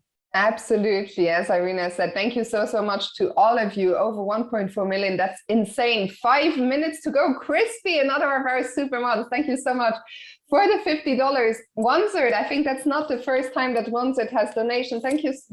Thank you so much for the $26. Cat Jam in the chat. Or Riot. We need That's to hilarious. wait with the Cat Jams in chat until Irina has installed the extension, until we get it working. Adam Lucid with the 10. Thank you so much. We are getting close to 14K. Let's make a big push. Can we get to 15K? Just about 4 minutes to go. We have currently raised $13,652. Keep the donation coming, guys. Thank you so much. Hamstyle for the 5. Much love to all of you. Remember, 100% of your donations go towards Games for Love. You are entered into the giveaway for the PS5 and the $250 gift card. Worth Ham, thank you so much. Incredibly generous with the $100 donation. A little over 3 minutes to go. Let's see that big push. Widrick, thank you so much for the 25. Yes, guys. So with these donations, you also enroll yourself into a raffle to win some prizes. We got a PS5 digital console, a Chess House gift card worth $250. That would buy you a really nice chess set, nice wooden chess set that you can use for your chess analysis at home. And, the more you donate. Sorry, go ahead, Irina. Oh yeah, the more you donate, guys, the better your chances are to win one of these prizes, because after $25 or more, your entries are doubled. And I was just going to say, so Bizzle really wants that PS5 and the gift card, because he's just donated another $100. Thank you so much. So Bizzle Sicilian, 23. Where is the pencil from? From Pennsylvania. Thank you so much for the 100. I'm a sucker for these terrible jokes. Thank you for that, Sicilian. Ilchinbot with the 25. Let's go, Team Hikaru. Hikaru is still thinking after knight g5, but let's go indeed. Thank you so much for the 25. And N2 extra spicy with the 25 as well. Irina, I don't know how you interpret the next message as 2 minutes remain from Isaiah, the player. He's asking, Mommy? Well, that's interesting. You know, I probably am not going to dwell on that, Fiona, to interpret it. You know? Let's not dwell. Yeah, what we can dwell on. We've crossed 14K. Thank you so much to everyone. Let's make one final push for 15K. Let's try and get as close as possible. Stu42 with the 25. Thank you so much. And also to Slithery with the 5. A minute and a half remaining. Time to get in those last donations. Final push. Yeah, let's keep it coming, guys. We're really, really close to that 15,000. We're already over 14,000, just a little bit. Every little bit helps. So whether it's $5, 25, 50, 100, it's all going towards a good cause and making Hikaru happy about what he's built here. Exactly, and what he has built, it's insane. 1 minute to go. So this is your last minute to enter this giveaway. Support a fantastic cause, a PS5. We're giving away a $250 gift card. As Irina was saying, that can buy you a really, really nice chess set. Upper, here I go, camping. Nice. By the way, I really like this new rhyme. Spam this heart to make Ding fall apart. I love it. Thank you so much. Going camping again for the 25. Thank you so much to WVSP for the 50 and to Bebex for the 25. Thank you so much, guys. The last seconds are running. 30 seconds to go. GMHikaru, I think he donated yesterday also, if I'm not mistaken, with the 25. Go Hikaru indeed. Thank you so much for your donation. The last seconds are running here. Let's get in those final donations before we see who gets the PS5 and the $250 gift card. Michael getting in the 25 just in time. Thank you so much, Michael, for your donation. Amazing, guys. So we are over 14,000 now, $14,242. We got Ali gave us two $5 donations at the last second. It came in. And now we have a winner. What did I say? I said So Bissell really wants that PS5 and the gift card, and he got it. Wow. So Bissell, congratulations. So Bissell, I'm so happy. So Bissell was very generous in my own stream last night. So very happy for you. So Bissell, congratulations, as we have gotten very close to the 15K mark. Thank you so much to all of you who donated for this giveaway. Of course, the donations are open at all times if you wish to do so. So thank you so much. Congrats to So Bissell. Also, before we get back to the game, one final thing. If you would like to support Games for Love but cannot afford to make a donation, there is a very simple way to support the charity anyway, and that is by downloading the Capital One shopping extension. If you do so, it's just a couple of clicks. $10 will actually be gifted on your behalf. So there's so many different ways throughout this candidate tournament on the stream that you can support Games for Love. The Capital One shopping extension will also save you some money and will also enter you into a raffle to potentially win 10K or a trip to Hawaii for 2. So many different ways you can support the charity here on the stream throughout the candidates tournament. Yeah, and to add to that, you know, Fiona, about the Capital One activation, how it's done, you only need to finish the installation of the app. You don't actually have to register to use it. And so the installation is done through the App Store. They will have your email, and that's how you're registered. So I guess it's like a simpler process even than we thought. Exactly. Oh, So Bissell actually in the chat is saying, oh, what did I win? You can do someone else. So Bissell, why do you not want? Oh, and I think we just had another $25 donation come in from Harry Hetless. Thank you so much, Harry. Very much appreciated. What did you win? Well, you won a PS5 and a $250 gift card. So I'm sure even if you don't want the prize yourself, you might have friends or family who would like the PS5 and the gift card that you can give to them. So I think you should definitely take it. I mean, you earned it, and I'm sure that you can find people that you can make happy with the PS5 and with the gift card in case you don't want them yourself. Yeah, oh, I like Ham Style says to So Bizzle, we're friends, right? Yeah, yeah. Well, it's always it's nice to give away to someone, you know, like if there's something that you just don't need, but you feel like someone else, you know, will want it. I think it's always a nice thing to just find the right person. Absolutely. Okay, Irina, back to the game. We've had a move. Yeah. So Hikaru did not go either for bishop g5 or for rook g3, the two moves that we discussed. He just went to take that pawn on a5. So in our in our current position, rook a5 happened, knight e6, okay, and bishop d2. Okay, that's on the board. So what do we have here, Fiona? White is actually up a pawn, but Ding just got this pawn going as we thought he would. And, you know, unfortunately, White's pawns are doubled, right? So these are not the best quality pawns. I kind of wish we could like put it back on d3. Would be nice. Even c4, I would even take that. Question is, I mean, right now, positionally, Black is standing pretty well, like with good centralization, nice rooks in the center. And of course, you know, we're not really able to attack here. I kind of liked this move, rook g3 in some way. You know, if you're not going, I mean, okay, I guess a lot of things could have happened. Maybe they still had d4. Maybe it wasn't even really much of a threat, but maybe that was actually the issue. Maybe Black just wouldn't even do anything with that knight. The knight wouldn't even go back. Yeah, maybe that was why Hikaru didn't go for that.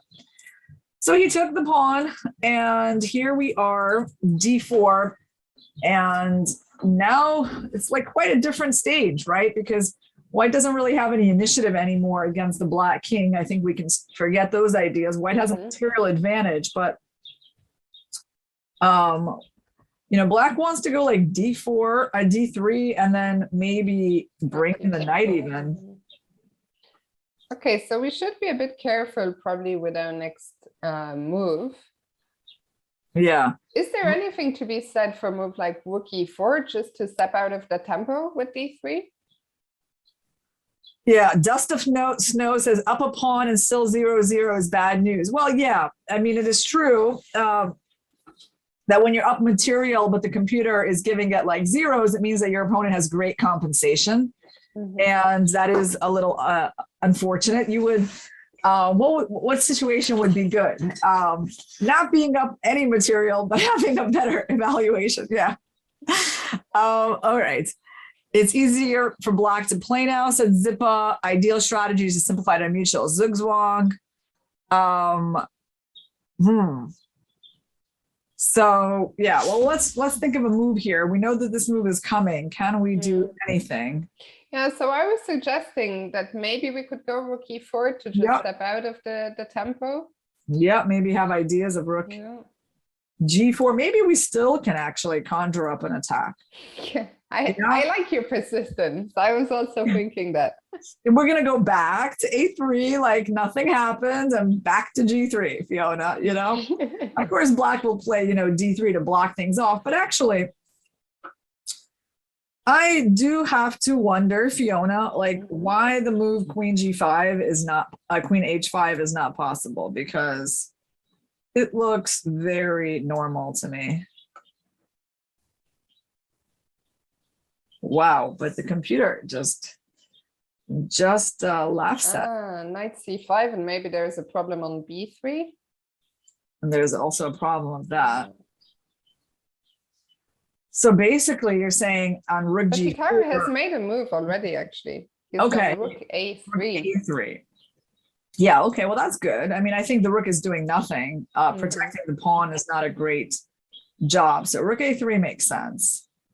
And you know what, Irina? I know we've just had a move, but I think, as you were saying, the game has now entered a different stage where Hikaru has picked up a pawn. Yes, there is some counterplay for black. So I suggest before we dive into the new nature of the position more deeply, maybe we take a quick break here, and then we'll be back for the next 2 hours, which will be decisive going into the first time control. So we're going to take a quick break, and then we'll do a deep dive on this new position once we're back in just a few. So don't go anywhere. Hello, everyone, and welcome back to our round 6 coverage of the FIDE Candidates Tournament 2022. We are, of course, following mostly Hikaru's game against Ding Ren, where just before we went on break, Irina, Hikaru grabbed a pawn, and we only missed one move. We left the game off after Hikaru went Rook A3, and Ding Ren decided to respond with Queen C5. Yeah, so of course, you know, the part of the game where Hikaru was in his prep has finally ended.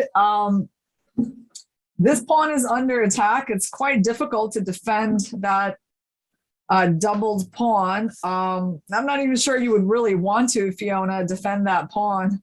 What would be the point? Actually, sorry, I forgot to start with the most important thing. Ones are saying we need an update on Irina's BTTV. I think it's done, right? Yeah, it's done, guys. Instead of eating or resting on my break, I was doing something more important, which was making sure I can see all the frog emojis and Hikaru's bobbing head. I see the cat jam. Wait, I think someone just said something about the cat. A whole new world. Yeah, it's amazing. Oh yeah, the cat is in there. What about the rat jam? What does that look like? Spam this. Okay, it's going so fast. It's hard to keep track. I see the spam this rave for no reason. Yeah, there we go. There's the rat. There's the rat. Yeah. Spamming these flames makes Naka win games. All right. Yeah. And I was like, wow, how am I gonna read any like questions? All I see is like it's over now. Here's a frogs. That's over. We're past the stage of questions. From now on, it's all just jamming and dancing and raving. What was it? Spam this avocado to give Hikaru bravado. I like that. Avocados are one of my favorite things to eat, guys. Mine too. Yeah, you read chat for questions. Yeah, that's right. I do. Very old-fashioned like that. Okay, so you were saying about Queen B5. Yeah, Queen B5, I was saying that it's kind of hard to defend this pawn, and I'm not sure you really want to, dig in, because moves like that, I mean, obviously black is going D3, knight D4, so I think, that pawn is kind of being given away. No, to be honest, Fiona, try to give an objective perception of this position, like, we might be reaching a point soon where, white needs to just kind of be careful and not go overboard and kind of really face the reality of like black's passed pawn. Although in this position, I do like the move Rook G3. He hasn't put it on the board just yet, but it's really the most active move that I see. And I still harbor hopes of some attack. Like, I hope we can do something here. If they go D3, well, maybe Rook E4. I suppose there's like Queen C2 things, right, that we need to pay attention to, and the D3 pawn can become a very strong C pawn. Unfortunately, this knight that Ding brought to E6 is a very good defender of the king. Yeah, so here, how do we deal with Queen C2? I guess we don't want to take it, that's for sure. So do we move our queen? Do we defend our queen? The only way to defend it being Rook E1.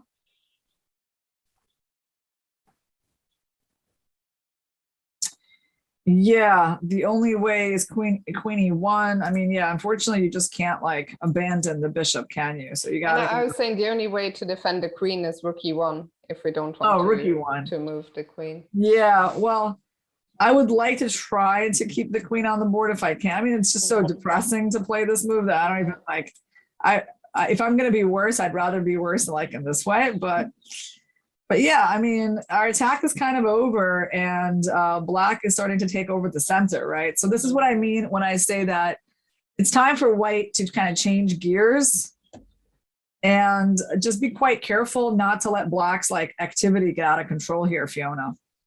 Yeah, so do you think that Rook G3 might not be the way to be careful? What do you, I mean, it's tough, right? To think, to find the most. Yeah, I mean, I suppose careful could be a move like Rook E1. Basically giving black the chance to just take the pawn. Although, you know, again, I mean, there's no way white can be satisfied with this position, right? I mean, they don't have an extra pawn anymore. They don't have any real initiative. This is hanging. They might even lose a pawn soon. D3 is on the board.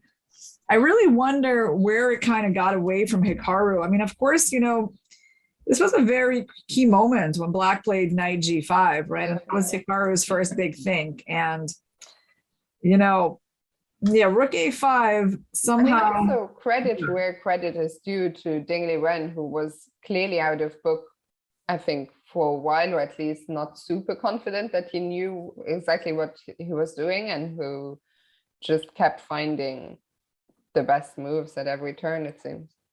Yeah, no, I mean, Ding has played this position, I mean, very, very reasonably. There's no question about that. And knight E6, bishop D2, D4. So going here, and we're being asked about the move Queen B3. Is this a move? The problem is then there's D3, right? And then there's knight D4, and your queen's going to get hit. So Queen B3, D3. And yeah, I mean, if you put your rook there, there's like an upcoming fork. I suppose you could go here. And the funny thing is, like, you still probably can't really take my pawn because of the simple knight B5. Yeah, I mean, you can also look at that, but this one is just a simpler version. And then you hit the rook, you hit the queen. Okay, yeah, this is called bailout time, guys. That's where we're at. It doesn't even matter the computer is showing equality. It's really not. It's like initiative is now going to black, and like Hikaru just needs to end this game and say, well, okay, you know, I tried. I did get opening, you know, some, I knew more in the opening than my opponent did, but unfortunately the position had this surplus of solidity for black, right? I mean, that was the problem, that like overall in this game, like if we just go back a little bit, you know, it's hard to defeat an opponent who has overall like good pieces, good harmony, right? That's the issue. I mean, so I think he definitely tried to be quite tricky. But you know, Ding's position, well, he has a stronger center. And I always tell my students, I'm very, very reluctant to ever recommend anything where like there's not a strong center, Fiona, you know, because things can go downhill really fast. And in this position, yes, you have these rook lifts and you have some play against the king, but ultimately center belongs to black. And that is, the limitation of white's position. And so he had to start, doing things like that, which allowed like this transformation in the pawn structure. I do think the move knight G5 was quite clever by Ding. And just an overall like good practical approach. It definitely threw Hikaru off the scent. Do you like that expression? I like it. Yeah, I think knight G5 was very ingenious and a great find by Ding. Yeah, and then, once Hikaru started grabbing the material, I mean, in a way, it's like, and now I kind of started to see the point of even taking the knight, because if you take the knight, I don't think white's like in any danger whatsoever. But I also think that, the game can peter out quickly as well. So, I mean, I understand that Hikaru didn't want to take it, but I don't know that taking that pawn was that awesome. And I am a little concerned about like what is going on here. And he's still thinking. So I think, I think he just needs to kind of change the mindset to realize like, okay, that initiative that I had from knowing the opening better, the time advantage, unfortunately, because it's like, it's petered out. And now I need to just play carefully and like wind this game down. Fiona, what do you think? I agree. And I see a comment in the chat from Nitty RM3 saying, I think it might be worth pushing till the time control at least. Ding was fairly inaccurate in low time yesterday. The thing is, the position was very, very different yesterday. Today, there's a lot less complexity and the moves that Ding needs to play are a lot more obvious, I think, Irina. Yeah. Well, this is different. I mean, the problem is to put, to kind of wait for his inaccuracies and time trouble. He's not really in any time trouble, guys. That's the important thing to understand. They're in move 30, having to make 10 moves in 40 minutes from a position like this with just a few pieces left is not like terribly challenging for Ding, right? So you can't really even look at their 30-minute differential and feel like, oh, Ding is under a lot of pressure here. That's not really the case. And I think in terms of the position, there's just more risk for white. There is risk, because look, black has a pawn like this. What do we have? An extra pawn that will not really be able to hold on to, very likely. Yeah, so I would start being like very careful. Have we discussed before? No, we haven't discussed before because I don't even know what the point of that move is, right, Fiona? Like, I mean, you can do it. They're going to take your pawn. Like what? I mean, I guess the point is not to lose the pawn on b2, but I don't really see like what is the particular gain that we have from playing that move on the board. I mean, okay, let me actually get into my equalize the game mode, right? And like try to suggest some moves that try not to let things get too bad. Okay, so there is a point to this move.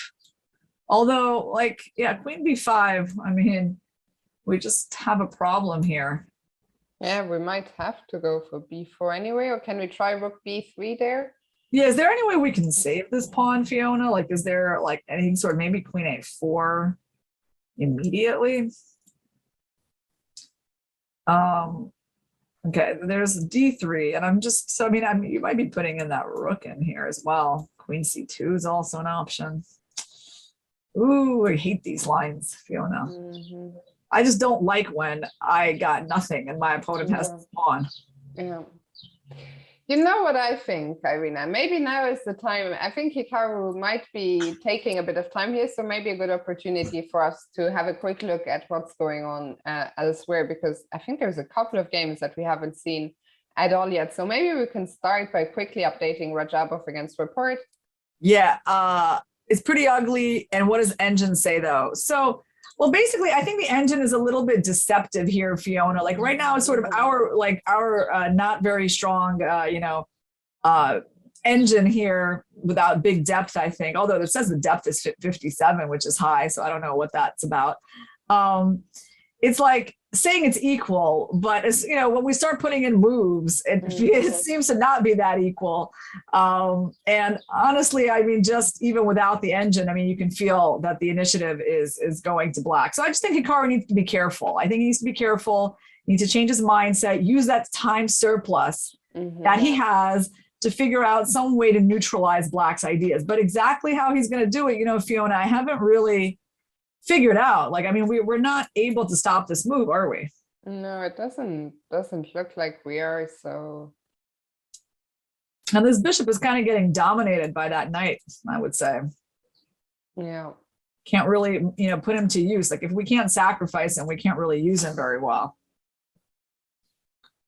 All right, let me try something else, Fiona. But I'm going to show you exactly why I don't like this position for white, okay? So like rook e1, queen b5, and I just wanted to go queen c2, right? Like I just wanted to protect my pawn, right? And then not only do you have d3, but I just wanted to show you like the simple move c5. Yeah. I mean, what in the world is this? Look at these center pawns. Look at this weak pawn here. The knight is amazing. This is exactly why white needs to start like bailing out and playing really, really precisely here.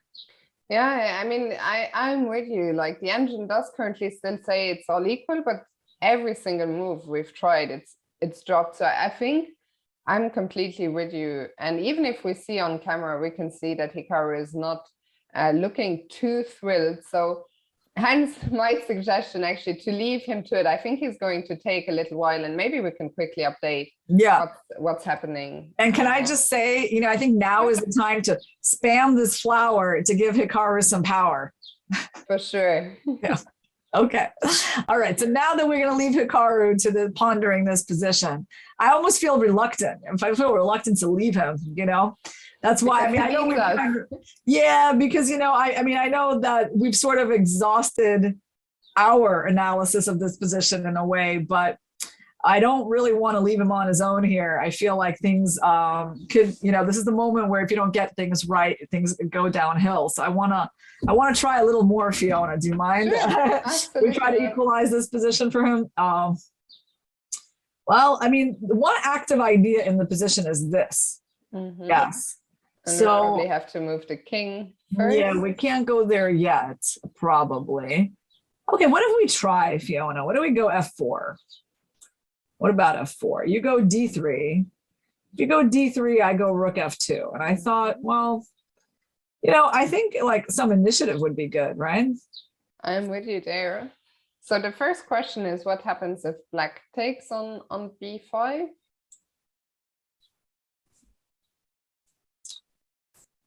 Take on B5. Well, how important is this pawn? Okay, so you also on F5, you're going to go knight C5. You're going to try to go knight E4. But how about I just give you that? Here you go. Okay. Let's just go 6 or something. Yeah, so I mean, on knight C5, I was going to go queen G4. I thought it was at least interesting. So I see this move is better. So just strong centralization. You want to take that pawn. And I mean, I guess I can't just leave it all to the wind, huh? Look at that. You're like if you take here, like this one is maybe playable when there's like F6 and Rook D3, but do you have some kind of powerful moves like this? I guess you want to take there with a check. And if I go king H1, do you want to like play queen B2 and mate me on the back rank? I think you might have like some evil ideas like that. Yeah, the problem is white is just not in time with that attack. Yeah, but I think, the idea is there, and maybe we can try to implement a little bit better. I mean, because I really see this as the only active idea for white where like you try to use your pawn majority. So F4, let's try that again. So you can, D3 is sort of an obvious move. Of course, you can choose not to. Can we prepare it by king H1, or is that just too slow? Well, I don't really mind the check, right? Like I don't mind putting my rook in F2. I don't think it's like the worst pin. So, okay. So we look for queen D5. Yeah. By the way, there's other moves, but I think if you go knight D4, maybe I just take your pawn, right? Like maybe I just go and grab it. So that's okay. That's okay. That is fine. There's no discoveries. Yeah. So let's say you go queen B5. I mean, it's a very logical move. You want to take on B2. So now I think I played F5, right? And so maybe F5 it's a little early. Bishop C3. It's kind of interesting. Bishop C3. Is there any way to get this rook into the game? So is there anything wrong with rook B3 or? I don't think there's anything wrong with it. I think the problem is, you're probably just going to get it like attacked at some point. Yeah. So what if I go bishop C3 and then F5? They are asking, what about queen B3 here in the chat? Oh, we don't want to trade queens, guys. We want to attack, right? Yeah. So I don't really, I mean, I'm not saying this move is impossible. I don't even really want to look in that direction though, but I mean, I'll look at it if I'm desperate. Like you see, when I get to a desperate moment, I'll look at all those kinds of moves. For now, I'm not as desperate. So like, I want to see if I can get some attack going, at least maybe this move, but this move seems to be more like defensively oriented to like protect the pawn and even try to attack D3. So F5 just completely doesn't work, huh? Just knight d4 is that strong, and this pawn is protected. And you know, Fiona, like bishop h6, you're still gonna have your nasty knight e2. Knight e2 is really a nasty move. Yeah, you're blocking my queen from coming in, because, you know, like if you take me, I don't know, I was at least willing to consider this line. Maybe it doesn't work anyway, but knight e2 just makes me discard it. So that's the issue. So with f5, you're basically sending your knight to a great square, huh? Okay, so this move, I'm starting to see the point of it. It basically opening up the queen, not letting you go knight d4, although I still can't even take your pawn. Like, you actually could go knight d4 if you really wanted. You have that trick. So what else can you do here? I mean, knight d4, oh yeah, let's take a look. Knight d4, we can go back and try to win this pawn. I like that idea because, you know, that pawn is the enemy. So I'm actually... This is the first thing that we found where there's at least some promise. Yes. Yes. Now maybe you just go with that c5 move and you're like, okay, I'm going to support that pawn. That is an issue. And again, you know, I mean, I see the engine like wants a move like that, but it's just kind of sad, you know, to go for that. I mean, it's like what we call groveling in chess. You know, we don't really want to grovel. Now, it's interesting, Fiona, it would have been nice to have the king on h1, because then I can go f5 and like somehow take your d3 pawn. But now, again, like if I go f5, there's always d4, and unfortunately, yeah, I can't take your pawn because of this type of trick. You can even do it like this, which is the most accurate. And then you win my queen, and I'm just down in exchange. So I can't push. Can I just go queen g4? Let's go queen g4. And actually, you know, it's funny, Fiona, because it does look kind of dangerous for black, right? Like, I can't say that it's like, you know, without an engine, I would think that, you know, this looks super dangerous. Yeah, it's starting to look dangerous for both sides, because there's also a pawn on d3, but yeah, I agree with you that without an engine, like, it would seem very, very double-edged. I mean, first of all, you know what I'm curious about? Like, is there a move like d2? D2.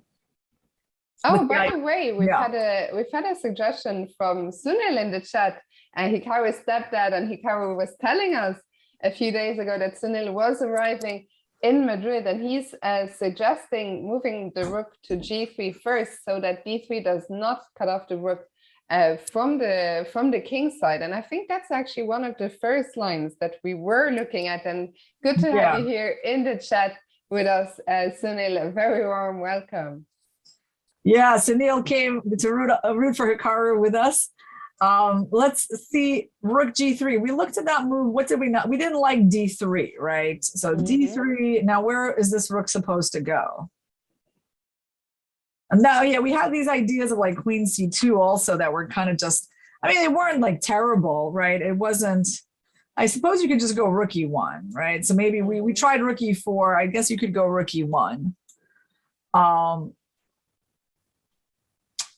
So interesting that in this moment, like, the computer is not even necessarily defending against bishop h6, right? There's even an idea of like, what is it, queen b5, bishop h6, and maybe queen b2, or is it just d2 there? I'd be interested in that. Let's take a look. So sorry, Irina, to interrupt you, but we've just had the extension installs donating $1,560, pushing us actually over 15K in our total raise for Games for Love, and the extension installs That is you guys. You guys actually, though that money was donated on your behalf, because remember that for every Capital One shopping extension that you guys installed, $10 are donated on your behalf towards charity. So we still need plenty more pushing. First of all, we're going to show you a quick video on how you can install the extension, and then we'll tell you a bit more about why you should do it.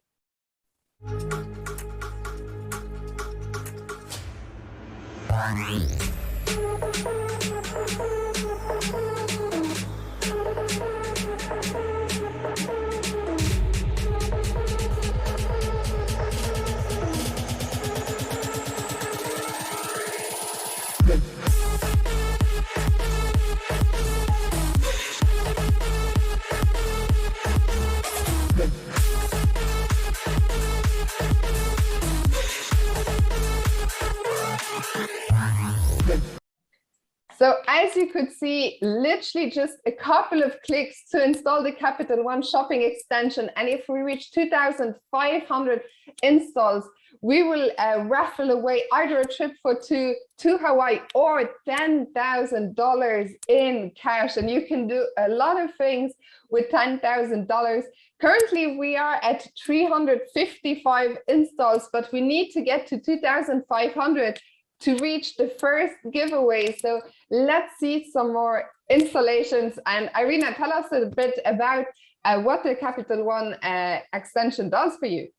Yeah, Capital One basically offers you better prices on the things that you're buying online. So when you go do your shopping, it will do like an automatic search of the internet to tell you if you're getting the best price for what you're buying or where you can get a lower price. So it is pretty cool, and it can save you some money, guys.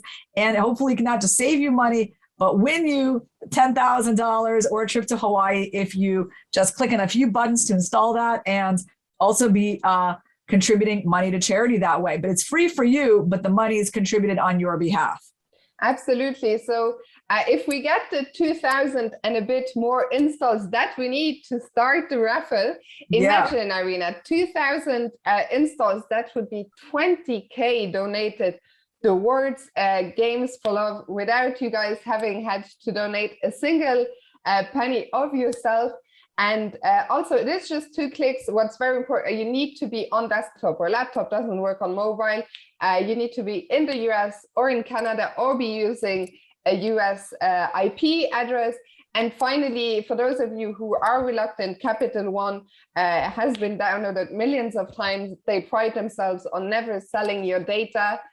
So there's no concerns to be had on that part. As you can see, we just had a 1.5K donation come in, so it is working, and it's just a couple of clicks. So hopefully we see a big push today towards the 2.5K downloads that we need to send one of you either way to Hawaii or give you $10,000 in cash. Yeah, and a pineapple shirt is It is part of the giveaway, guys. And I was promised a pineapple shirt. Like if one of you guys won, I think I should be getting that shirt. But I also think it would be really cool to give it to Hikaru to match his pineapple shoes and just like, you know, look really, really sharp for his, you know, future tournaments. So well, Hikaru has the pineapple shirt already. I'm sure you can never have too many pineapple shirts, right?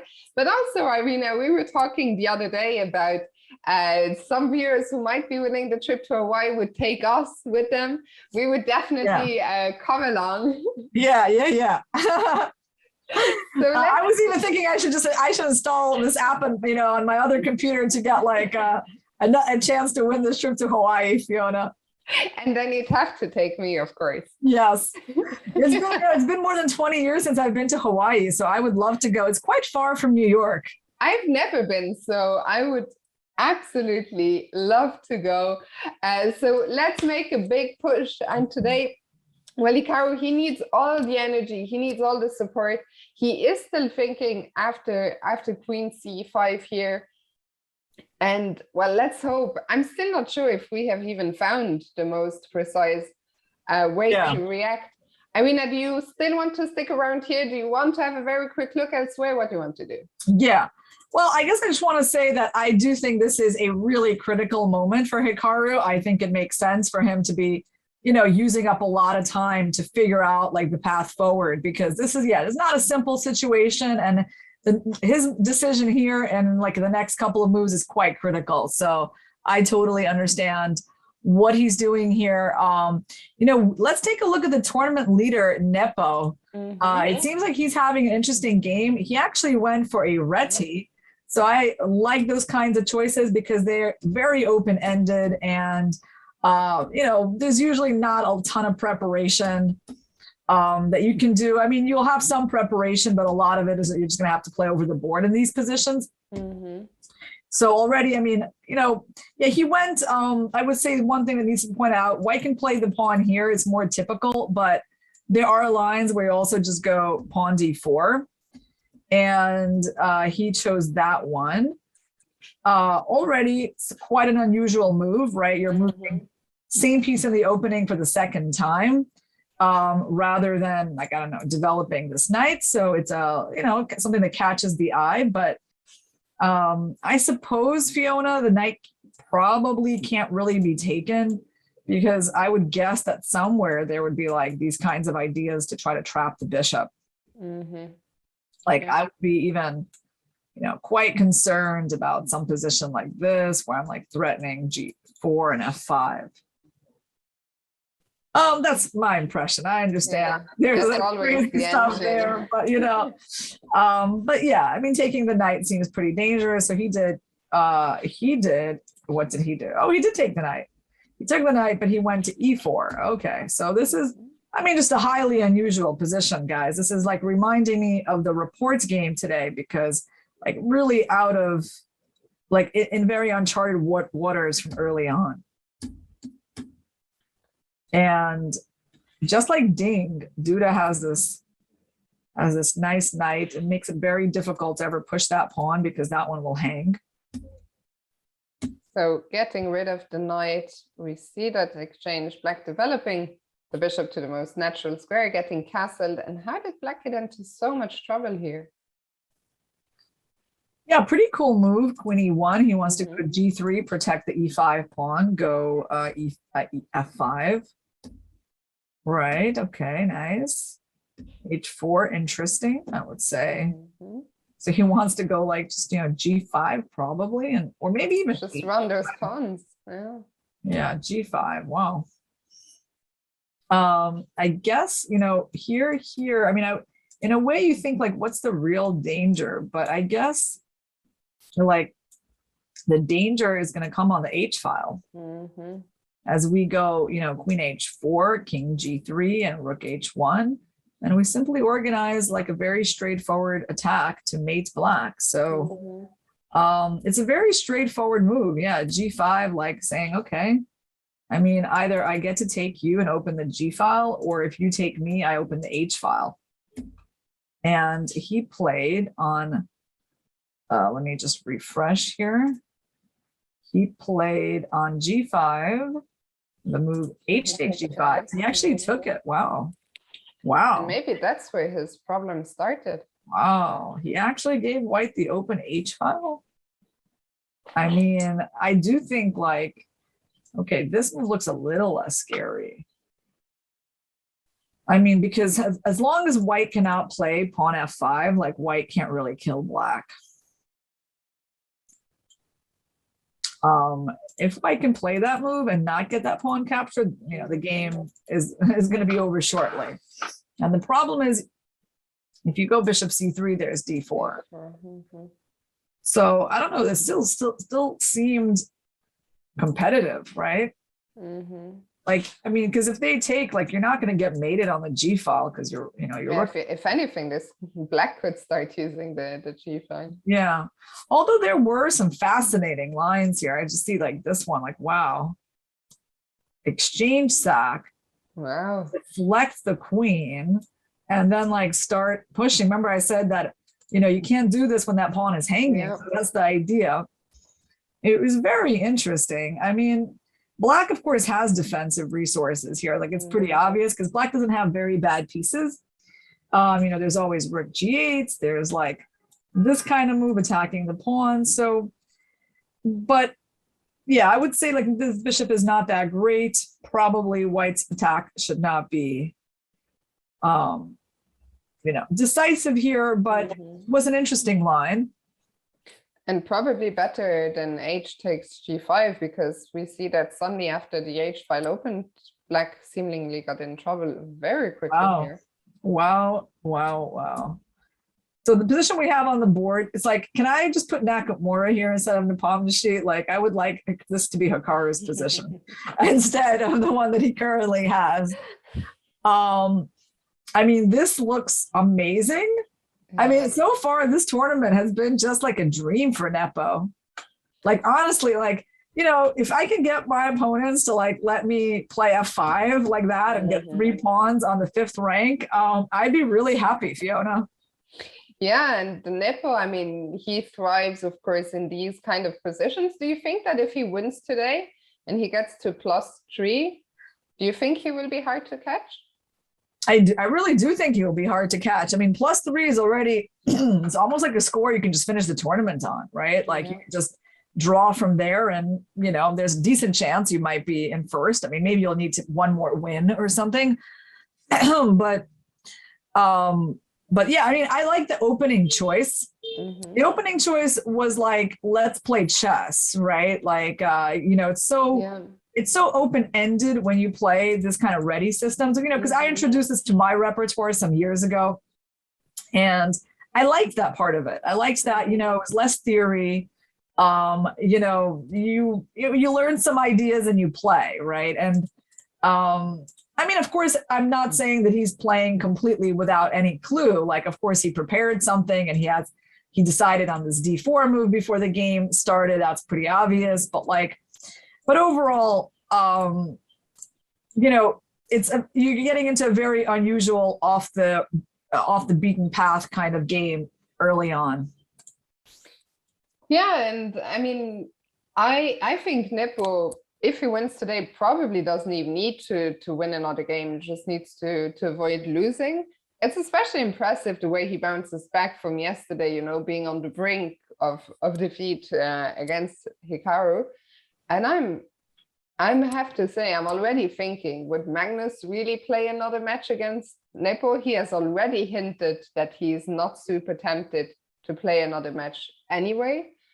And yeah, I think, I mean, no disrespect, of course, to Nepo, but I could very well see Magnus actually not playing right. Well, that would be actually very good for the player who places second. Yeah. Right. Like if Nepo wins first, I do think that there's an increased chance that the player who plays second will get a match, you know, for the world championship. Because yes, I mean, for Carlsen, he's already said that he doesn't really want to continue playing these matches. And if he gets the same opponent, so he just feels like it's deja vu, is probably even less interesting for him.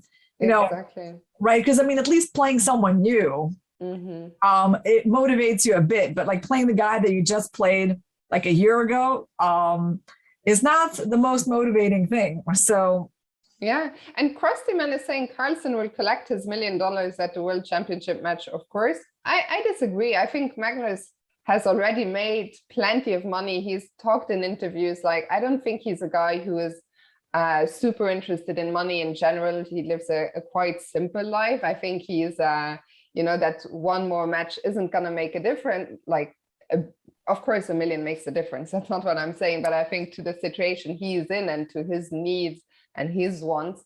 And yes, it can give you that money, but it also takes away 6 months of your life of hardcore preparation. And you know, Magnus has already played so many matches, and I think he might just be interested more in breaking that 2,900 that he's been talking about. And it's not like if he doesn't play the match, I mean, he will still have so many other sources of income. He will still be playing so much chess.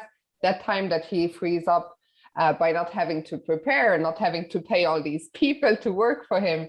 You know, I don't think you even make that much money. It's not like that 1 million is just, oh, clears you 1 million. I mean, you have to invest a lot of money into playing those matches. So I don't know what your thoughts are there.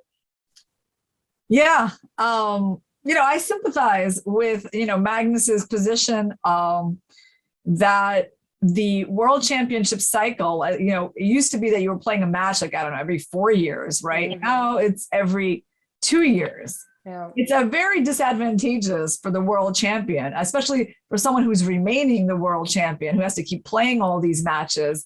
It's quite nice for the challenger. I think it's a great system for the challenger. It's quite a nice system for the fans as well. Like, we're getting to see a world championship match so often. But when you're the person who has to constantly defend their title every 2 years, like I think it impacts, the quality of your life. And I think I understand him kind of thinking, well, like, what is this giving me anymore? Right? Like, why do I need to keep proving this? And I'm like, at what cost? Right? It's the cost benefit. It's not that, I don't think it's that the world champion title doesn't mean, anything to him. It's just a question of like, what price am I prepared to pay to hold on to it? So I sympathize with that. And I kind of feel like, maybe, maybe when someone's won like 5 world championship matches, right? Like maybe you should talk to them and find out like, well, what would keep them still invested in the world championship cycle? Like, what kind of changes they would need to make it like still appealing to play? I would, try to have that dialogue, because it's interesting. Like, I think like if someone wins one match, they're still totally motivated to defend their title, like at least a couple more times, right? But what happens when you have like a really dominant world champion, right? Like Kasparov or like Carlsen, right? And Kasparov didn't have to play matches every 2 years, right? Exactly. And I mean, Carlsen really has proven it in the matches, in the tournament he plays, on the rating list. I mean, he really doesn't have that much more to prove in terms of his dominance right now. And it's not like Magnus wants to retire anyway. He wants to make that push for 2,900, which is talked about quite a bit. And yeah, I'm with you. I think that there is actually a good chance he won't be playing, especially if the challenger is Nepo. But speaking of Nepo, he's played E6 at this position, which apparently is not the best. Yeah. Well, first of all, let's just talk about the obvious G6, like winning the bishop, and why that's not that good. It's not that good simply because Black has already collected a lot of pawns, and he is going to collect more, right? So there's like another pawn coming here, and then maybe even another pawn. It depends on where this king goes. But how many pawns? It's been like 3 pawns. King is kind of open. You can try even going like there, trying to get like the rook over. I would say, yeah, this is not very convincing for white because this bishop is nothing special and pawn structure is a mess. King safety is not good. So, all you got is like 1 check and it's not that big of a deal, right? I don't know, maybe King H7 is a little bit better. But basically, this is not what white wants to do. This is not that dominating. So he didn't go for the bishop. So the best move was this one. Let's see why it was so strong. I mean, it's to defend the pawn. That's clear. And also just cutting out the black queen. Yeah. But, it's like, I'm not exactly sure like why it's that dominating. Maybe you want to go at some point, like queen H4, rook H3, but you can't do it for now. I mean, I don't understand our evaluations because before after queen takes b2, it said rook c3 is +6. And then once we rook c3 is +6, and then once we make the move, suddenly things are not so clear any longer. Yeah, I mean, I agree. Like, I don't see anything that clear about the move rook c3. So I can understand why he did it. I definitely don't think like, his choice was like a blunder in comparison. Maybe, who knows, maybe it's even like better in a practical sense. So he played e6. And his opponent pretty much has to take that pawn because we're threatening to take and play g6. And we'll have a quick look at this and then we will get back to Hikaru, guys. We see that Hikaru has made the move rook g3 and Ding immediately responds with b3. So let's just see after e6, f takes e6. Yes, what do you think Jan will do? The point appears to be this move. I'm pretty sure like it's going to be on his radar because it's a very natural thing to do. So first of all, I want to kind of understand, like, what happens if we trap the bishop? They take, we take, maybe even king h8, I would say. Right, I mean, you can do either, but let's see, you take. So again, black simply has a lot of pawns for the bishop. And if we go rook b1 here, Rook b1, and you'll trade queens, yeah, which maybe queen e2, queen e5. Yeah, I guess this is interesting. You can try to trade queens, get that pawn, and get the last pawn, yeah. right? So he wants to do a better version of that. And if he goes rook b1, let's say queen e2. Yeah, I mean, it's actually very similar, isn't it? G6, pawn takes. Like, what's the huge difference here? King h8. Rook b7. And I guess on queen e5, we have rook. No, we don't even have rook g7. So queen e5, we have to try to win this pawn. Yeah. No, I mean, okay, this is still, black is still alive here. Yeah, this is still alive, and we might even be seeing, you know, rook and bishop versus rook endgame in this game. So this is actually not like completely trivial at all. I'm still trying to understand. So like rook c3, queen e2. Could we do anything better here, Fiona? Or we just have to go for this move and then what? It's interesting because we still don't have g6. Yeah. Maybe like this, yeah, like that. Try to like get your queen to stop attacking my rook. Okay, so let's see queen c1, for example, if I keep an eye on that rook. Yeah.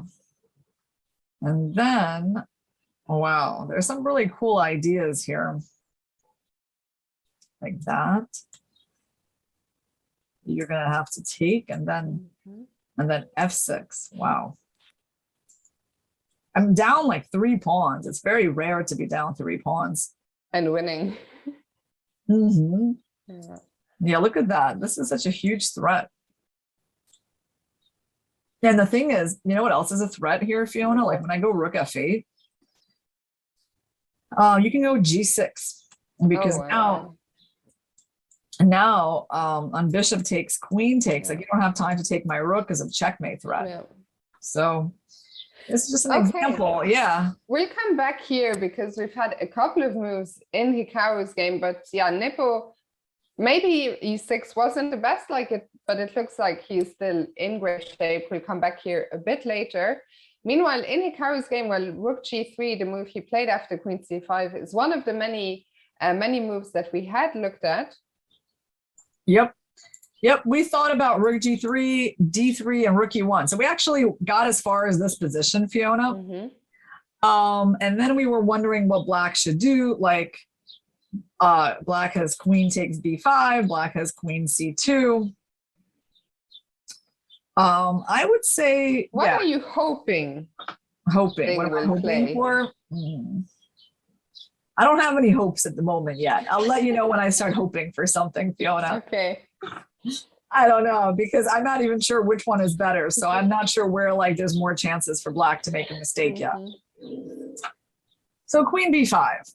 Yeah, I mean, let's just start with the most obvious move. Now what?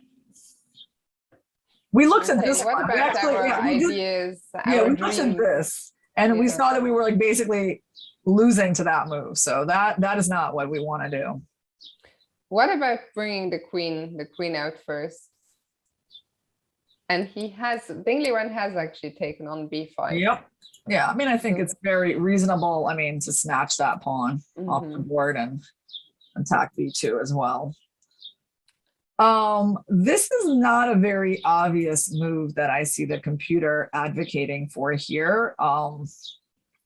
It's kind of like, wow. I mean, maybe it gives the rook some extra squares if you ever get attacked. Yeah, I much prefer continuing your attacking ideas with either queen g4 or queen h5. Yeah. Let's try that. right? So we are basically threatening bishop takes h6 right now. So let's see, if you take my pawn and I take, the good news here, Fiona, is that it's not as easy to play as the computer wants us to believe. Yeah.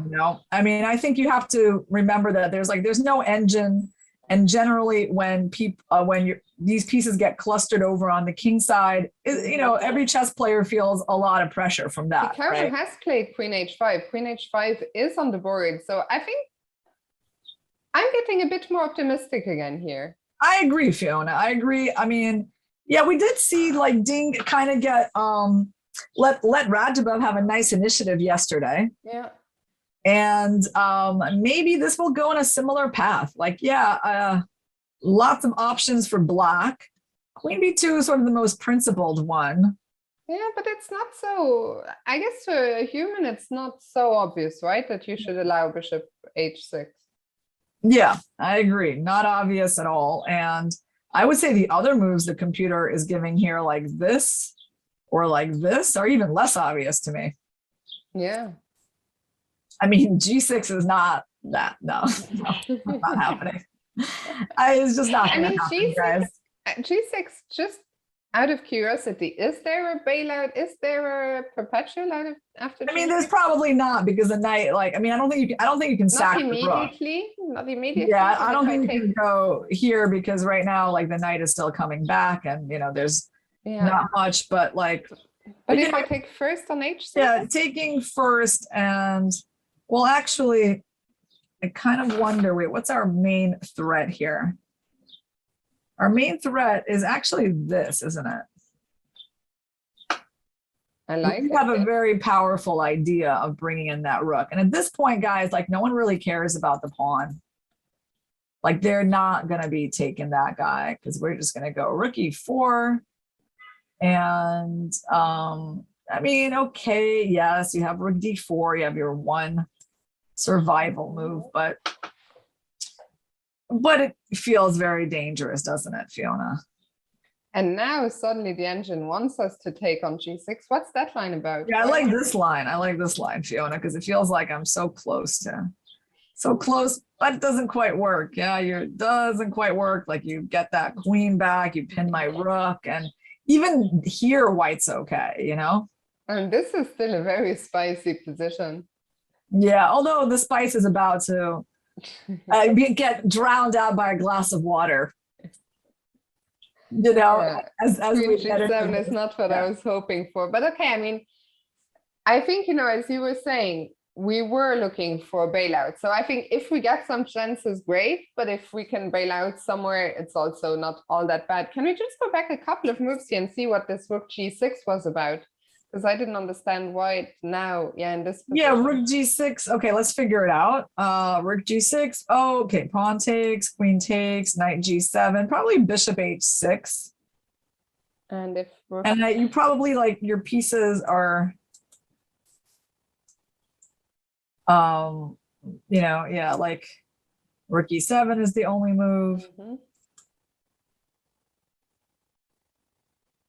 And what is this? What is king h2? Yeah, that's pretty crazy. But here we got a perpetual. Yeah, this is more human. Is king h2 just saying you can't stop me from doing this perpetual on the next move? Yeah, that's what it is. I mean, unfortunately, we don't have rook h4 checkmate. That's the problem. Yeah.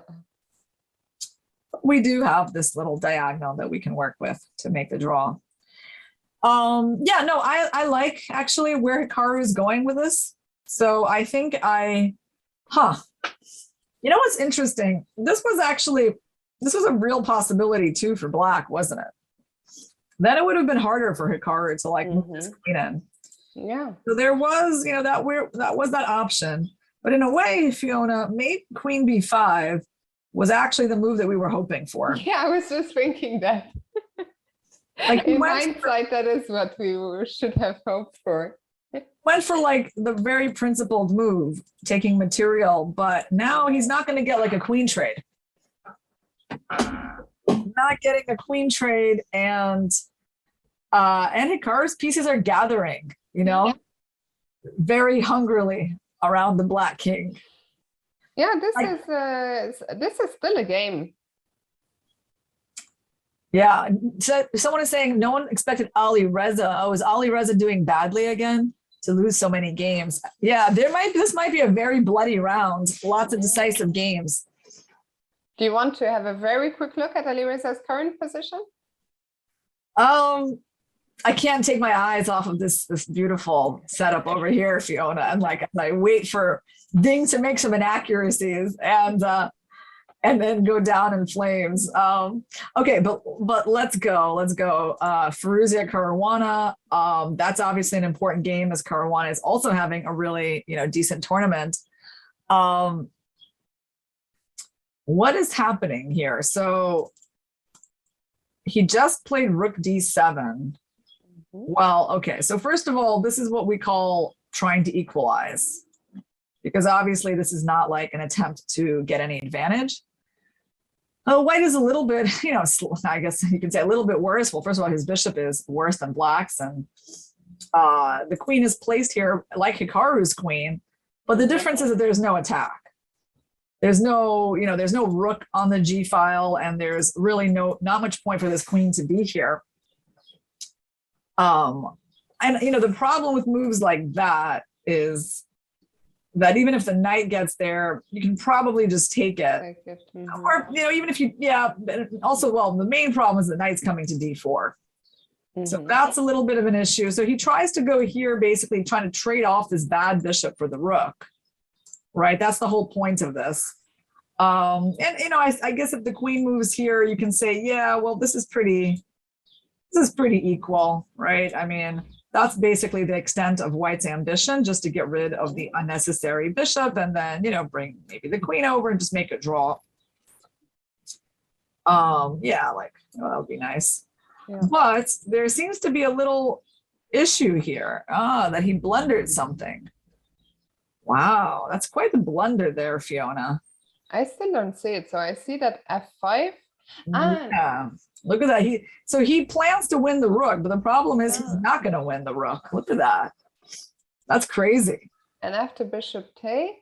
Yeah, and then he hits the queen with this one and only queen e8 move.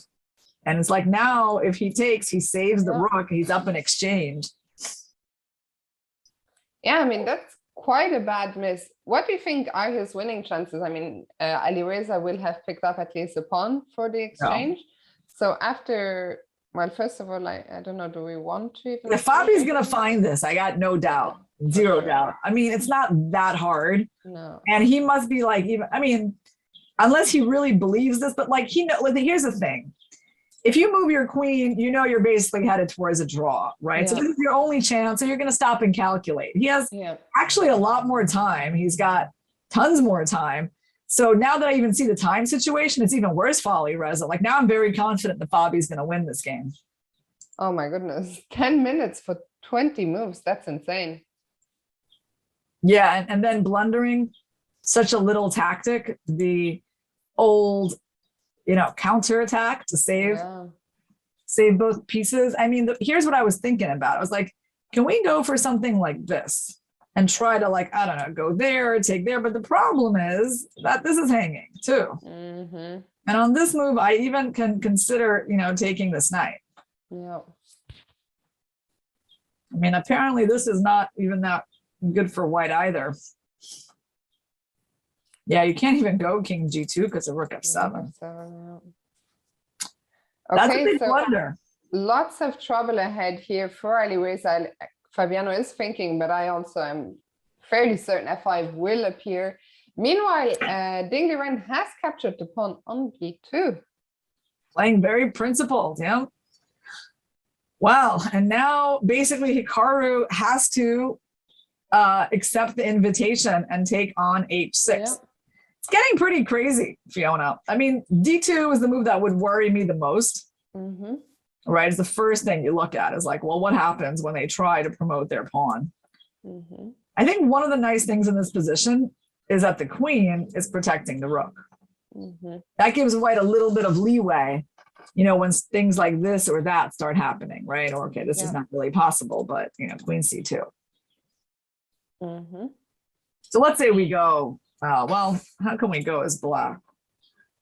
What do we do? Let me first ask you, do we have a threat as white in this position or not yet? Yeah, our only threat seems to be to make a draw, Fiona, like maybe bishop g7, knight g7, rook g7, king g7. So we're talking about this, this, this, and I think all I get is a perpetual. We've had a move, by the way. So yeah, sorry, Hikaru has captured on h6. Yeah. So we might see this. Here's the threat is like let's say I make a random move, which would be like c5. I think there's probably a very decent chance that Hikaru just needs to go for this. And just make a draw. And king cannot escape because we wait, let me just make sure. Yeah, why can the king not go to yeah, why can't he go to d7? Ooh, oh wow, nice tactic. We appreciate that, queen. Thank you. Yeah, I think we were both for a second like, why? And even this, why is this still a draw? Because of the pawn on d2. Oh yeah, wow, because you take, and when I take your queen, I thought white was like winning, but apparently we're not actually winning. Actually, we even have to be careful to find the perpetual, I guess. Yeah, we need to find perpetual against this king, but it seems like there is something there. Yeah, because one of the issues is that you probably, I mean, wow, look at this. Like I was going to say, you probably can't go this way, but the truth is you can. You can even wind up losing the rook, and still black is okay because of the strong d pawn. And still white has to go for the perpetual here. This is crazy. Yeah.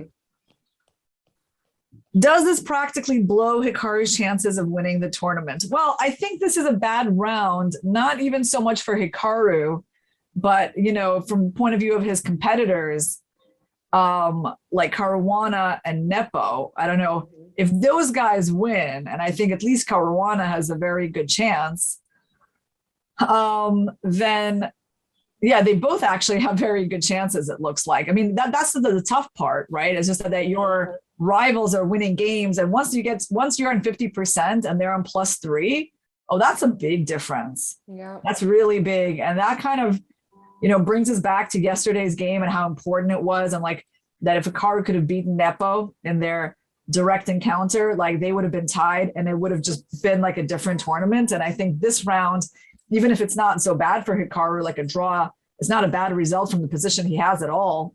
But if his rivals are winning, then it's actually quite bad. Yeah. Well, one thing is that Fabiano has played F5. Nepomniachtchi, it seems, hasn't played the best. Yeah, I saw, guys, it looked like I was staring at Irina on the stream. I was staring at the ceiling to get some natural daylight in here. But yeah, with Nepo, well, we'll come back to his game in a short while. It's not completely clear yet that he is winning, but he is pressing for sure. So all of this, is that already all on the board? Okay, yep. So all of this is on the board. The question is, can Ding even avoid the perpetual here? Yeah, so, okay, c5 was our sort of placeholder move for black, trying to not really change anything. There's, of course, other ideas.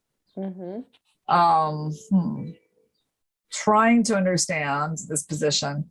Well, okay, queen c2 makes sense to me, because in general, you're hitting the rook, and you are trying to defend against this. Like, there's no more sack here. That's important to point out, because now the black queen simply comes back. Yeah. So I think queen c2 is like absolutely the most obvious move for black, and I would be like surprised if he didn't do that. Especially if he was lower on time, like that would be like 100% what you would want to do.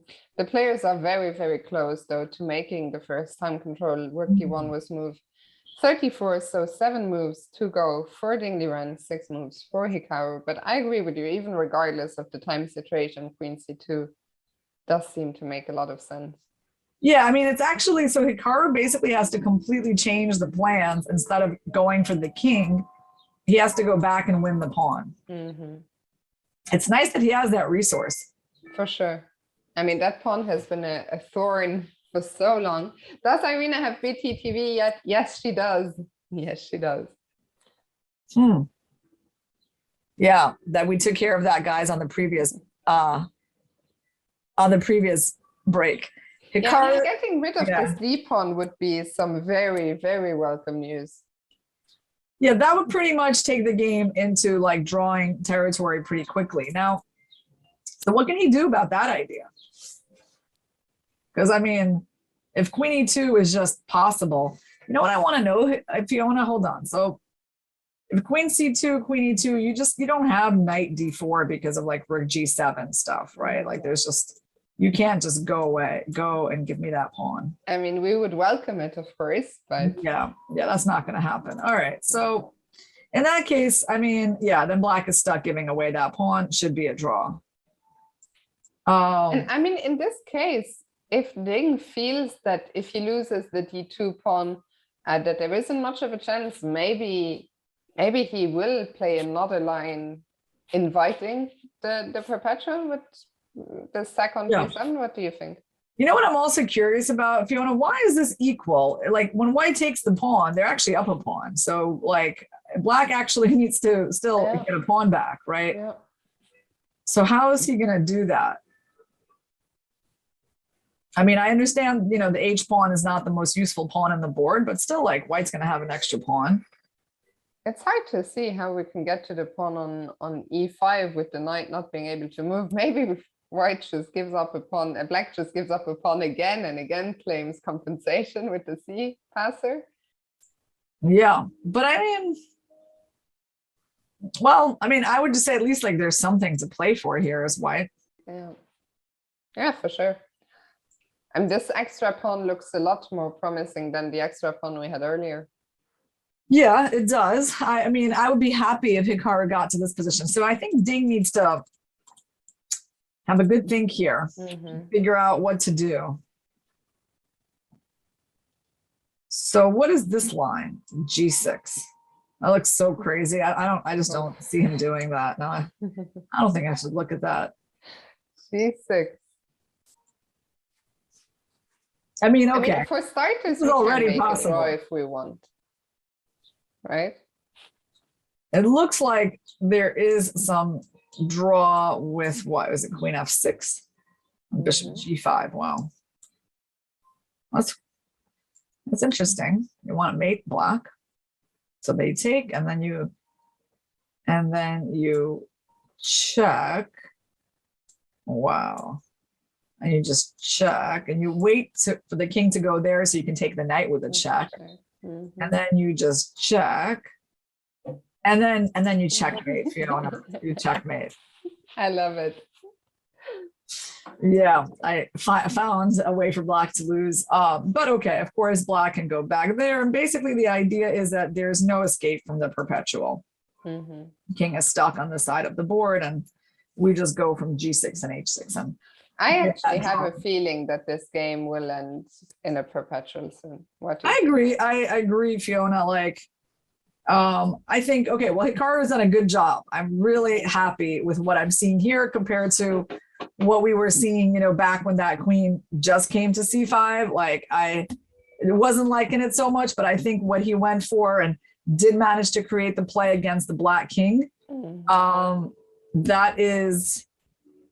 like, it was definitely a good call by Hikaru to get himself just enough counterplay to make the draw. So I think it's quite likely that's where we're going to be going to. But it is still interesting to see, you know, what Ding will come up with on this move, as he has a pretty large choice here. Yeah, because also, I mean, I do say, oh, there's only 7 moves to go, but you can easily spend, you know, 10 minutes on a position like this, and suddenly the time is a lot less. Let's take a look. We got Ferruzia Caruana. So of course Fabiano did find F5. Pawn. And Elisa decided to take with the pawn. Understanding his mistake. Yep. Knight H4. So he's got less than 10 minutes for 17 moves. Yeah, well, I mean, he doesn't seem to have any particular threats here. He's just kind of like, you know, vague ideas against the black king, you know, maybe put the knight here, but yeah, maybe play f6 if black blunders that. By the way, Fiona, I guess a good question is, well, why didn't he just go f6 here? I think it's because of queen f7. Yeah, queen f7 once again offering up that queen trade. Yeah. And if not Hikaru, if Aliruza declines, well then f6 falls and the queen trade's not really what he wants. Okay. That's yeah. And on this move, you just take with the rook and start taking advantage of that pin. Yeah, this game here is really, I mean, it seems very close to being completely gone already when you combine the time situation with the position on the board. Yeah, I mean, okay, Alireza doesn't have anything to lose here, so it's like the time situation maybe is not even the worst, because you know when you have a horrible position, it doesn't even matter how much time you have. It's like maybe it's even better to just play quickly and hope that your opponent gets affected by your time trouble and starts playing like less precise moves as well. So I think the little time is actually not the worst thing. It's just like objectively the position is not really good here. And maybe we can take a quick look at Nepomniachtchi, see if he's making progress against Duda. Let's take a look. So last time that we saw this position was around e6 by white. Pawn takes, did he go rook b1? He didn't. He did not go for this move. He just went for g6, takes, took the bishop, king h8. Okay, so they played a lot of moves since we left off. Nice. Well, this is a nice move for white to get to play. Doing a little deflection on the queen. Queen h6, g1. That's our current position, Fiona. Well, we've lost pretty much all of our pawns. Yeah, so the question is, can we get to the black king? Yeah, this is actually all it's about. Like we need to make that king and somehow not let black get to our king, right? So this is a very interesting move because it basically aims to protect the king. And also maybe in some lines there will be some bishop d3, Yeah. But, you know, I have to say, like, it's not obvious to me why this evaluation seems so big for white, right? Like, another move I would think about here is rook b8. Try to just, maybe it doesn't do very much. Maybe you can even, maybe you can even take it. But, of course, the main problem is rook a1. And what's the problem with bishop f1 now? Yeah, bishop f1, I guess we're taking, and then we're taking the pawn. And suddenly we really have no pawns left and no more checkmating attack. Yeah. I mean, it's still, like, I would say even here, it's not very clear, but yeah, I mean, the fact that we're pinned is kind of annoying and that our own king is weak is a problem. So we can't really hurry with that. So why is this move so strong? Yeah, well, it's a prophylactic move, but... And we love some prophylaxis in here. We do. By the way, Ding made a move. Let's go see what he did. He played rook d5, which is one of the possibilities here, but I think this is the one that straight up allows, right? Like the sack. Yeah. Do we see Hikaru on the video? Not at the moment, right? Not at the moment. And the problem is, does it even force us to sack? Because the pawn on f4 on e5 is under attack now. Reports. We see reports on the video, Fiona. I wonder how he's doing. We haven't seen his position in a long time. It's completely drawn. Actually, also only you can see it because we don't have the video up on stream. Yeah. So yeah, I was just wondering, do we actually have to go for the perpetual? Because if not, if we don't take on g7, then how are we going to defend e5? Yeah, I mean, that is a problem that this pawn is hanging. I guess rook takes e5 is the big threat. So now, I mean, okay, the good news is that this is very easy for Hikaru to find because like he's been playing for that exact line. So there's no question that he will find this move and, you know, open up the black king in order to give him a perpetual check. And let's just take a look and see, is there any ability for black to escape like that? Well, just like before, guys, we A, have that move, but B, even that move hitting these two rooks. Apparently e6 doesn't work any longer. Yeah, I mean, it's kind of like, I think the rook is better positioned, right? Like there's this. Actually, there's just rook e1, yeah. Yeah, I mean, it's just, I think like, yeah, this rook is way better position than it was in like the other line we looked at, and black king is safer. So this is kind of looking pretty good for black as he prepares rook h1 to queen the pawn. Probably just winning. But fortunately, we got queen here, and you can't hold both rooks, and I can take one of them with a check. Yeah, in fact, it looks like I think rook d5 by Ding is he is forcing the bailout. Yeah. Yeah, here white just has, I mean, it's sharp, but white has a lot of extra pawns. So I'm not sure that Ding is going to really want to gamble on this position. Yeah. And most likely, you know, he will just be going to g8. Or maybe he'll go to e7 and then go back to f8. Yeah. I'm with you. I also think that's what's most likely to happen. Hikaru is still thinking. So let's just go back to the current position and see, is there any way for Hikaru to keep the game going? Yeah, let's keep the game going. Yeah, I want the game to end, Fiona. You know, I want this game to be over so we could, you know, say good. You know, he kind of defended himself before it got too bad. So I'm totally satisfied with like a draw for him from this, you know, the position he had. Yeah. You know, like there's like a rook that can't move, like a really dangerous pass pawn, and basically, yeah, if you can just get to this king in any way at all, like it'd be really good. I mean, I guess there's, I don't know, we can look at this move, right? Like the problem is I don't really see us as like trying to win so much. Like f5, they're probably going to take, I mean, okay, actually really interesting. It is interesting to try to play for more. So f5.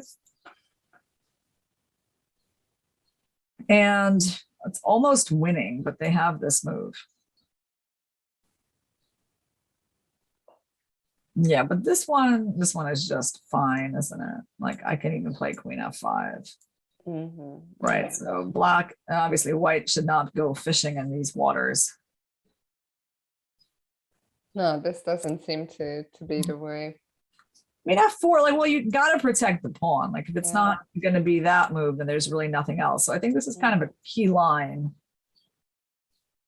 Yeah, it's a pretty key line. But also, by the way, there is this funny queen h7 possibility coming up for black, which could be a problem. So there is definitely a point to this move, but it's quite a forcing line that just doesn't quite work. Yeah, Hikaru was thinking, he's trying to work out if he can like play for more. What if I take on g7 here, Fiona? Okay. And then knight g7, I have queen g5. Or I mean, I lose a rook with check, but hold on, that actually looks kind of interesting.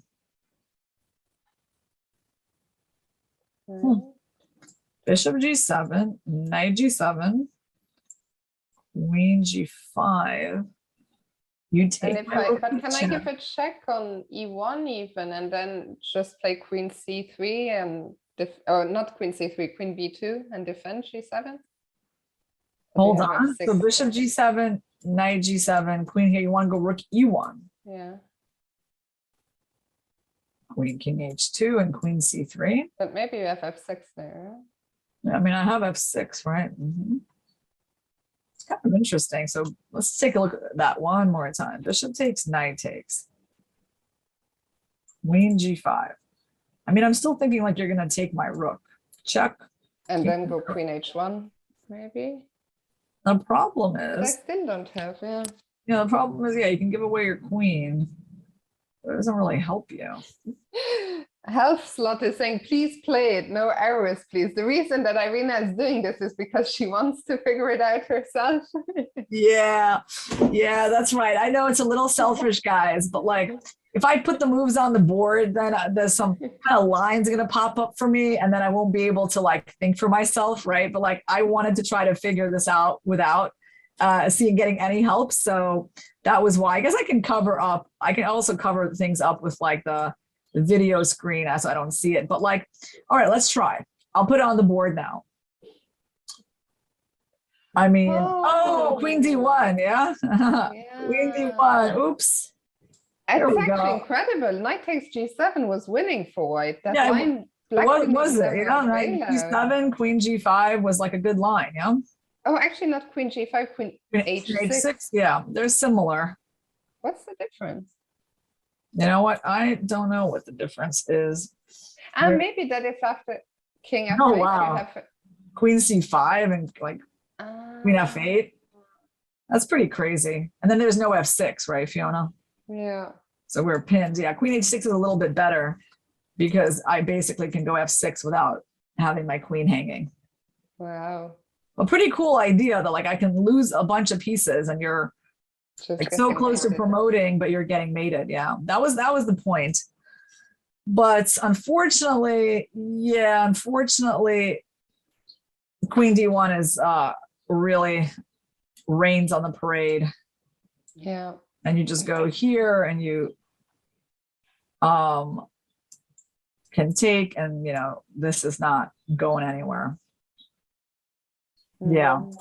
So that's actually quite a relevant line, yeah, because he's thinking it.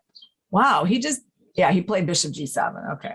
There's no wow. Everything is going along according to plan. I mean, as we said, I think we want him at this point to bail out because we don't want him to end up in a worse position. Yeah, right. Like we don't really want him to try to win and then kind of go overboard, miss something there and lose. So he basically, with what he just did, he says, yes, guys, I heard you, and I'm going for that safe draw, and it's going to be a perpetual. So, but he did have a think there, which I think made sense. Yep. No, for sure. I think there is nothing to lose. I mean, you can always think, right? There is no point to just go for the first draw, but we will see now a handshake here very shortly. Oh yeah, they're just repeating. Well, what can I say? I mean, decent game by both of these players, right? I mean, they each brought something to the game. Hikaru, good preparation. Ding dealt with it quite well. And Hikaru had to deal with his own difficult moment in this game. And I think he handles it well. And just like with that, and that means no suffering for him. That means no playing with, a bad position. But Irina, sorry, I agree with you. But I'm seeing this might be the only draw of the day because Rapport here, I was telling you a second ago, it's completely equal, but I think Rapport just blundered. We already saw that Fabiano was pushing. Nippo found bishop f1 and should be winning. So this could actually be the only peaceful game of the day. Yeah, let me just get to our current position. All right. Wow. Well, when you kind of mentioned it, I was thinking like, obviously horrible bishop, rook's looking beautiful, but, material is limited on the board. So what was the blunder? So he was trying to get into this, which, okay, who wouldn't want that, right? And so he's like, what, just losing here? Why? Why is it so losing? So rook f7 is the big threat, right? And then Black cannot protect the bishop. Yeah, you can't go there, unfortunately, because you're going to lose that bishop. Yeah. So, you guys don't like arrows. So let me show you. When you try to hold them off, I just trade with you and then I wind up taking that free bishop, and that's pretty easy to win. So what can you do? what can you do at this moment? Let me see who's on the camera. It's actually Ding, I think, that is on the camera. Oh, they haven't. I actually thought the game was over. Oh, you thought the game was over? I still see him thinking. I don't know. I He's think that's thinking him. actually that with the king on e7, he's thinking whether to go for king d7, that line that we looked at earlier with queen f7 incoming. So I think he will think for a while and go to f8 or go for the other line, but that's also a draw. So we can go back there shortly, but let's just see here. So why is this over? Yeah. So first of all, yeah, I mean, you can't really even open up the bishop anymore. It's just too late, you know, because of that. He went rook e4, right? That's the only move that makes sense. Mm-hmm. And so now this is really where it gets tricky, Fiona. I don't know. Apparently the best move is this. So because the bishop is free from attacks. If you put him on g3, he can still get he attacked. didn't do it. Whoa. What? Okay. Rook f7. And he played that like instantly. Well, because he has no time. Yeah, but he still has 5 minutes for two. He had 5 minutes and he only needed a couple of moves. Wow. Yeah. He just wait, but maybe he's still like, what's going on here? It's here. And it seems like, okay, the best he has is like a draw, yeah? Yeah, but the draw is not as good as a win. Yeah. Wow. Well, let's see how he could have That's won. crazy. Right, so I mean, I'm shocked that he yeah. played rook f7 so quickly, because if So you're gonna go for this fast, rook yeah. f7, you don't need any time to figure it out. Like you can do that literally. Yeah, you can do it with like a minute left. Yeah, I agree. But I mean, obviously he didn't like something here, and I am guessing he didn't like e5, right? He just thought his bishop sort of gets blocked off, but there's still a problem with this guy. And I mean, are we just winning him, Fiona? Like, are we just going rook a7 and winning that bishop? What did he miss here? Kind of seems like we are. Like they can't save that bishop at all. Wow, that's pretty nuts. That is pretty nuts. Insane. I mean, yeah, it seems simple, with sitting here calmly, but when Rajabov has all this experience of being in like time trouble in this event, and he probably was just like, oh, I'm gonna play my move quickly. And maybe, I don't know, how was he doing in this game that he was like so willing to go for this? Maybe he was feeling like he didn't have a great position because he was down 2 pawns just a couple of moves ago, right? Yeah. I'm still shocked because I mean, when your opponent has a bishop like that on b7 and everything, I mean, why not? You have 5 minutes to make the time control. Why not take, a couple of minutes to think about this? I completely agree, Fiona. It's not a good practical move, really. I guess rook e7, and there's also rook f8. You just lose that bishop. Yeah, it's pretty hard. Not just the bishop, in fact. You have to you lose the full rook there. Yeah, I'm gonna wind up losing that rook as well. Yeah. No, it is a very, very strange moment. And I just feel like, yeah, poor Rajabov, just like having such an opportunity and pretty good chance to take advantage of it and just walking by it completely. Yeah, I don't feel so much, and maybe I'm too cold-hearted, but I mean, it's completely self-inflicted. Like if he had 10 seconds on the clock, I might be like, pity didn't have more time, but 5 minutes, 2 moves to go. Yeah, Fiona, are you a cold-hearted snake? No. Okay, guys, here's a trivia question for you, for their chat. Who sings the song "Cold-Hearted Snake"? Go ahead, impress us with your knowledge, guys. Oh, Paula Abdul, Derek gets it like in 2 seconds. Yeah, very good. That's kind of a nice song. I'll have to check it out. I don't know that at all. It's a nice song. Yeah, Paula Abdul. She was, one of the judges on American Idol for many years, so I watched her there a while ago. Hideon Bush says Irina Crush saying "Cold-Hearted Snake." Yeah, but not so well. Guys, I have to admit that I'm like not the best singer in the world. Yeah. Truth says it was before my time. Truth, you can see yourself out. Irina, maybe we can quickly check in with Ali Reza, who was getting very low on time. Yeah, let's see. Ali Reza, does he still have any time? Looks like he does. Like, it looks like Fabi has actually been spending most of their time. So we saw this last at knight h4. E4 was actually the computer's recommendation back then. Rook d1. Queen f7. Okay, makes like sense. All right. It's funny because Ali Reza has pawns. Yeah, Ali Reza has played like instantly, right? Like he had like less than 10 minutes and he still has just a little under 9 minutes and they've made a lot of moves. So like I'm impressed with that speed. Very impressed with that. The speed is impressive, but unfortunately the position, like it's probably not gonna save him. As Yeah. E3 is on the board and It was like a powerful move by Fabi. Yeah. And by the way, Irina, we've had a result confirmed in the Hikaru game. So Ding did not go as we predicted for that King D7 line at all. They just repeated moves as we see the players sign their score sheets on the official stream. Yeah. Well, we'll be talking to Hikaru soon. Will be a interesting recap of his game. So stay tuned for that. But for now, guys, yeah. E3 is a nice idea because, you know, the E4 pawn was an isolated pawn and kind of blocked the rook. So I do think just positionally speaking, of course, you don't mind getting rid of it. And I guess the point is like when pawn takes, what are you going to take with? Is it going to be the queen or not? Or is it going to be the rook? I really think you can do either way. Rook takes looks tempting, right? I think in general, we're always both in favor of keeping the queen on the board. Yep. I mean, nice thing here is that there's no rook d8 check. That's like a really important point. The knight is covering that because otherwise, you know, there would be kind of potential checkmate setups here. So how do we proceed from here? I mean, so we have equal material. There's not even a pawn for the exchange anymore.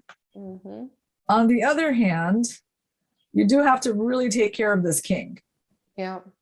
And you have to watch out for, like, you know, transfers of the bishop to the diagonal, which are not quite possible yet. So wait a second. So Fabi didn't take on e3 immediately. King g2 happens, yeah? King g2, yeah. So sorry, Alireza didn't take on e3. Rook d8. Yeah, Fabi is like a beast. On fire. Just playing all the computer moves that are, like, you know, far from obvious. But, well, I guess, you know, it becomes a little more obvious when you realize, like, oh, I can't take the pawn anymore because I lose my rook. So he gets out of the pin. Trading down is good. Actually, I like getting the rooks off the board for black. Less things that white has to attack your king with. And f takes, another move that the engine does not approve of because suddenly you weaken the second rank. Yeah, so now rook c7 most likely going to come. Why would you go there when that just kind of gets into the bishop's way? So I think rook c7. Also, it makes a lot more sense to be on c7 because the queen covers c2. So rook c2, a big threat here.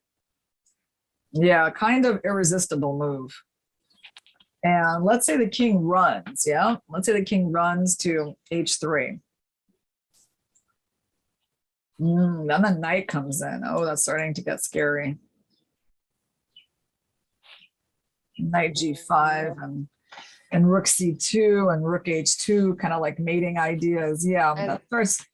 Sorry, Irina, to interrupt you again, but we also had a draw in the Rajabov against Rapport game. And I think it has just dawned on Rajabov. I don't know if Rapport said it to him, but I just caught from the corner of my eye Rajabov sort of shaking his head. So I don't know if it was Rapport who said it to him or if the realization came to him. Yeah. Clearly not looking happy there with that draw. Yeah, he looks like he's like, he's looking like, oh, like you just told me that I could have beaten you. Yeah. It's funny how the players talk to each other after the games. Like it's almost inevitable. They say at least something to each other after the game. So there is that camaraderie. I feel like in a lot of, you know, top female events, that's like less common for some reason. There's less words exchanged after the game. Yeah, that's been my experience. But let's see. Do you realize you're saying that 8,000 people plus a GM and an IM that are literally here to commentate on the game? Didn't notice a gigantic bar with going with M5 written over it? Do you think? I wonder what they're talking about. I wonder No, what because position. EC Streams has written about 4 or 5 times that we missed that Hikaru had mate in 5 after D2, and I did my best not to acknowledge it, but yeah, EC Streams, we can put your mind to rest. There was no mate in 5 was missed, neither by Hikaru, nor by us, nor by the 8,000 people watching. Yeah. So basically, he got the rook here. Oh no, this didn't happen, unfortunately for him. That is not what happened. He just didn't keep the beautiful bishop. He went in, rushed in with the rook to take this bishop, and then basically they just agreed to a draw. And yeah, I guess they agreed to a draw because white can go there. He doesn't even have perpetual anymore, but he can take a lot of black pawns, right? So he's gonna win something. I actually kind of wonder. I mean, I actually kind of wonder why Rapport even took the draw. I mean, he can play a few moves. He's actually up 2 pawns in the current position. What? Actually, what just happened here? After you playing Rook B5 and you offer a draw as black. Oh, what am I talking about? It's because it's this perpetual. So bad, Irina, yeah, well, now I understand. Yeah, it's because that's just what's going to happen. Okay. But the other rook would be certainly kind of a mistake, right? Because after King B8, yeah, black can play on. I mean, what, black is stuff some pawns, yeah. So that makes sense. Pawn. Rajabov had so much time. Why didn't he think and play Bishop H2? That's exactly what we were saying at the time, and he will be kicking himself. He would really be kicking himself tonight. Yeah. So, well, I mean, we're seeing a lot of missed opportunities in this tournament, right? So it's like just a tough game. It's always easier watching from the sidelines than being on the battlefield, right?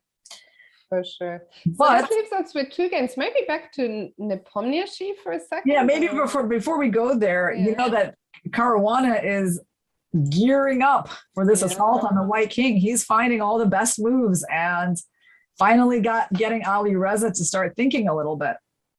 5 minutes to go for Ali Reza. Still 8 moves to make. This is what's really funny? I mean, like, I almost wonder if at some point in this game, like, are we going to see some sort of queen sack and like knight G5 with the mating net? It's not necessarily possible at the moment, but it's something you want to like keep in mind. Yeah. Yeah, in this position, there's just that, and it's a lot simpler, isn't it? Yeah, big win. It's going to be a big win for Fabi. Absolutely, with the black pieces against Ali Reza and under the that's for sure a big result. The problem for him is that Nepo is just keeping up his pace, and let's quickly go there, see if he is still winning against Duda. Yeah, let's take a look. Nepo. Let's see what's happening. So Bishop F1. No, he didn't play Bishop F1. He played Rook BF7, which was definitely an interesting move as well. I guess the particular threat of this move, Fiona, was Rook F8. And you take, I take, you take my pawn, I give you a check, you block it, and I win your queen from the back. Very nice, yeah. So he goes here. It's still the threat. All right. Whoa. So there's some way to win here. Mate in 39 announced by our engine. That's quite a long mating line. Found this move. He's going for that pawn. By the way, I'm just curious why this move doesn't win. I want to know, because is it because you have G6 on the end? Oh, I'm sorry, Queen. Now that this was here and the bishop on F1, Queen G6 is a check. There's no time for rook h8 Yeah. with the queen. Okay, then we don't want that. All right, so he goes rook g5. All right. You can probably do a whole lot of stuff here. I don't know. Even I mean, I wonder, is taking the queen like not winning? But what did he do? He did that. That's right. That's a good move. Yeah, rook g2. Wow, playing all the Nipper best just moves. finding all the moves, and this is about to be over. Irina, I want to ask you a question from Chidok in the chat. He's saying, do you guys think that Nippo is benefiting from a relatively short turnaround between World Championship and candidates, and is therefore benefiting more from his remaining World Champ prep than would normally be the case? Yeah, let me just see that line. So EC streams D2, Rook G7, Knight G7, Queen G5, King F8. Okay. Yeah, we'll take a look because we do want to address your pressing chess questions, guys. So do I think he's benefiting? I actually think that there is some benefit. Yeah. I think, yeah, like it's only been half a year, so he's probably still having lots of prep that he can use. And I mean, it's not easy to win a candidates tournament for the second time in a row, but it does look like it's basically a big fight now between Caruana and Nepo. Not really shocking, but it's not completely shocking. No. And I know we want to put EC streams worries at rest, but I was thinking actually we should stay there because Duda's time was ticking down to 2 minutes. Down? Okay, yeah. I'm just gonna go very quickly then, Fiona. Yeah. So he was saying Rook takes G7. Was it here? Like Knight takes G7 and Queen G5 was right here. And then he was looking at King F8. Oh yeah, I see now. The problem is EC streams is that they take and they protect their knight. That's the issue, right? They don't go for this line where they walk away and like give you that checkmate like that, right? That's what you were thinking. And that would work, but unfortunately, there's one other way to protect this knight, and it's very actually important. Sorry, but Duda has just resigned, so Nepo gets a huge win here against Duda, and now leads the tournament on +3, 4.5 out of 6, and that is really a big score as we're nearing the tournament halfway mark. Yeah, Nepo getting lucky yesterday and today, like just capitalizing on that with the white pieces. And yeah, he's looking confident.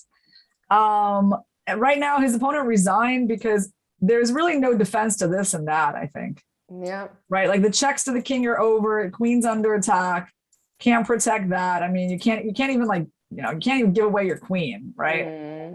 You can give away your queen here, but then you get mated. Incredible. So basically, like at this point, this is a pretty big threat, and you're gonna just get to the black king. Wow. And I think today is gonna be a very short round because Fabi. Well, let's go back there because I think there's a very good chance that Fabi also wraps it up before the first time control. So let's see. All right. Nice for us, Fiona. Yeah, for sure. A little bit, a little bit of a shorter day. Let's see. And what is our current position? It's right here. So Knight F7. Ali Reza thought about it, played here. Knight G5 seems like kind of an obvious move, but there could be others. I mean, it's hard to resist this move, but I guess the king is trying to go there.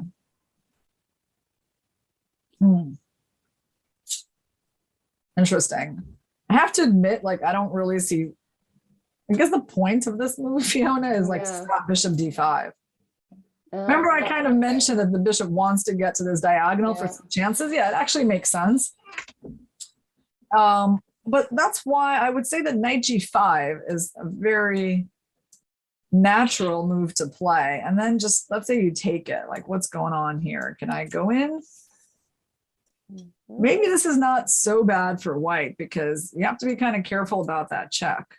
Yeah, and this, like, if our pawn was on h7, but the fact that the knight can hop into g6 is always a Yeah, little. I actually don't think worrisome. this is yeah, this is not that clear, right? Like this is doesn't have the feeling of something where like, okay, yes, you're better.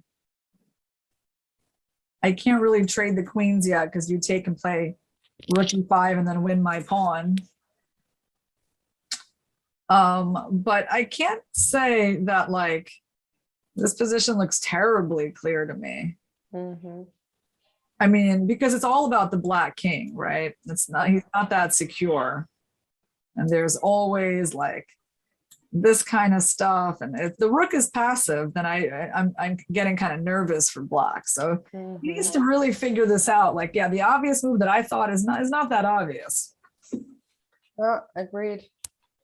Yeah, now I'm starting to see the point of this rook c5. C5 A brilliant move where basically you're not activating white's queen for them. You know, you're stopping bishop d5. You're even threatening rook f5. You still have those ideas, but you're not prematurely activating the queen. Like if he goes rook c5, I will, you know, be very impressed with that. Definitely. Yeah, he's still thinking, and it makes sense for him to take his time here, but still 8 moves to go for Fabi. But I think Fabi, he's got all that experience. He knows when to use his time. This is also a really interesting move, rook c2. Basically with the idea of just taking that pawn and attacking h2. And now if you go bishop d5, I can take. You take, and I don't know, I feel like, shouldn't this be really good for me? Like, just like that even? I mean, yeah, I don't think, like, in the long run. I also like taking b2 and just using the a and b pawns. Yeah, I don't think in the long run you can really, like, survive this end game. So that's actually a really serious alternative. Yeah. That's Fabi's only problem, too many winning moves here. Yeah, let's see what he goes for. I mean, he has a little bit of time to figure this out, and they're on move 33. Yeah, and that's difficult for Firouzja, who's got 7 more moves, or 6 more moves to make. What do you think Fabi is going to play? What do I think he's going to play? He's going to play rook c2. I think. Rook c5 feels a bit much. I don't think he's going to go for knight g5 and knight f3. Yeah. I don't think he wants to activate the white queen. Yeah, I think rook c2 is a very human, maybe the most human way to go. I mean, let's see what else can be done after that. Queen d3, I mean, queen d3 and queen d1 are similar. Like I can basically just take on b2. Right, and yeah, there's also this kind of stuff where I just trade queens with you and I go behind, and you know, in general, in the end game, black is very safe. And we've had a move, and it was rook c2. You're absolutely correct, Irina. Yay! Yay! I you know, I'm always happy to guess the moves right, Fiona. Yeah, for sure. Alireza quickly responds queen d1. Okay, now Fabi goes in with knight g5. Okay, so he didn't take the pawn, interestingly. He just, I guess now he's going to try to take the bishop, because you pretty much have to take the bishop now, because now there's a queen d8, and bishop d5 threatened, so you got to take it. I'm a little like scared for him, and I kind of liked queen d5. I liked the knight sitting here controlling d8, Fiona. I agree with you, and let's see if Alireza can get anything, or if Fabi will keep things under control. Yeah, this is the position on the board. All right, so now he has to choose between king takes and some kind of knight move. Like knight e6. He took already, I think. He took already. Wow. He took already. Well, the dream is knight g6. Like if you actually had an extra move, like you would just go knight g6 and probably be totally fine. But the question is there time for that? I want to take a look for a second at this move, knight e6, because the idea is to actually win the game with that move. It's pretty tricky. Yeah. You know, like you're down like a whole rook, but like Suddenly we have no more checks, only rook h2. yeah. It's like apparently queen c4 you had to try. What's the point of that? After king f3, queen e2, do you corner that king? I guess like you're kind of hunting the king. You're making me bring back my knight, which I don't really want to do. Okay, but Fabiano has found queen takes b2. And that was a really key move for him.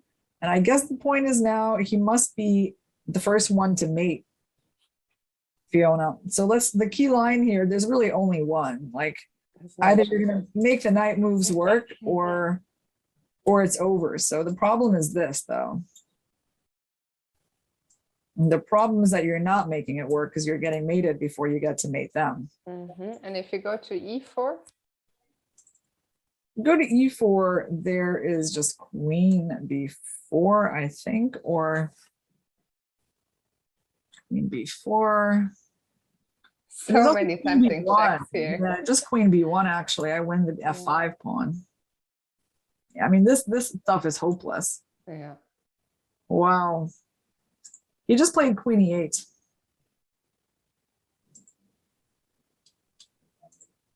Queen e8.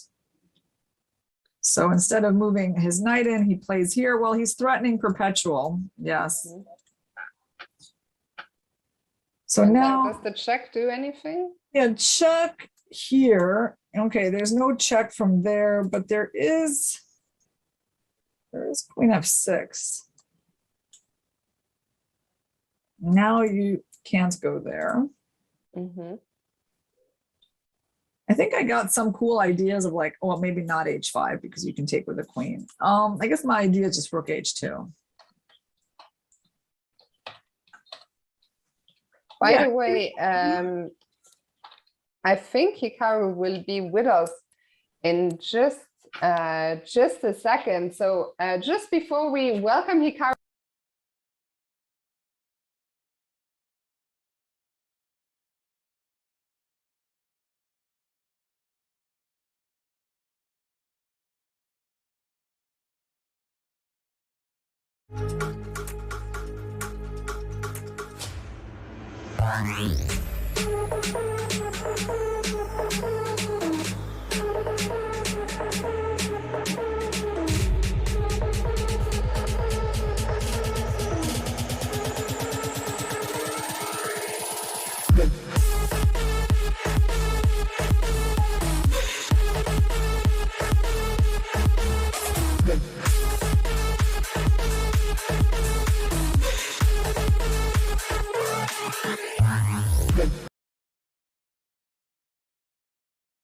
we're joined by Hikaru. Irina has disappeared for a second, but I'm sure she'll be back. Hikaru, an interesting game against Ding Liren, which ended in a draw. Irina is the one who has control over the mouse, so we'll just wait for her to come back to go over the game. But what are your first thoughts after what was an intense draw? Yeah, I mean, I think it's pretty straightforward. My opponent played really, really well. I mean, I think certainly it seemed a little bit scary, a little bit dangerous, but you know, at the end of the day, he found a lot of good moves. It was already sort of original position, I think, around move 13 or 14. I found this a4 rook a3 idea. But he played the best moves. I mean, not much else needs to be said. I mean, he just found every top move essentially, which is why I also kept moving instantly because I had looked at this before the game. And there was probably never anything. I mean, the first new move for me was when he played this move, bishop takes b5 and knight g5, which probably isn't the best way to play it, but it's still good enough. So it's just very, very solid play by Ding. Were you surprised that he found all the moves, or is that just the way the life works and sometimes the way these things goes?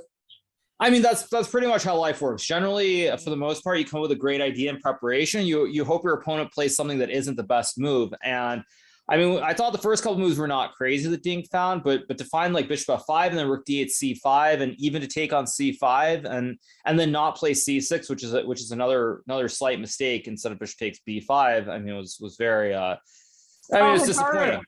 On c6, what were you planning on over here?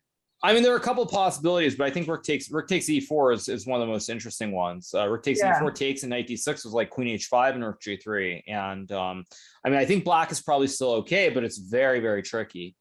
Yeah, we saw that, and we definitely liked that line for whites, but unfortunately, he played very solid. I mean, I mean, c5 is the best move, of course, but bishop takes b5 and knight g5 is also just extremely practical, because the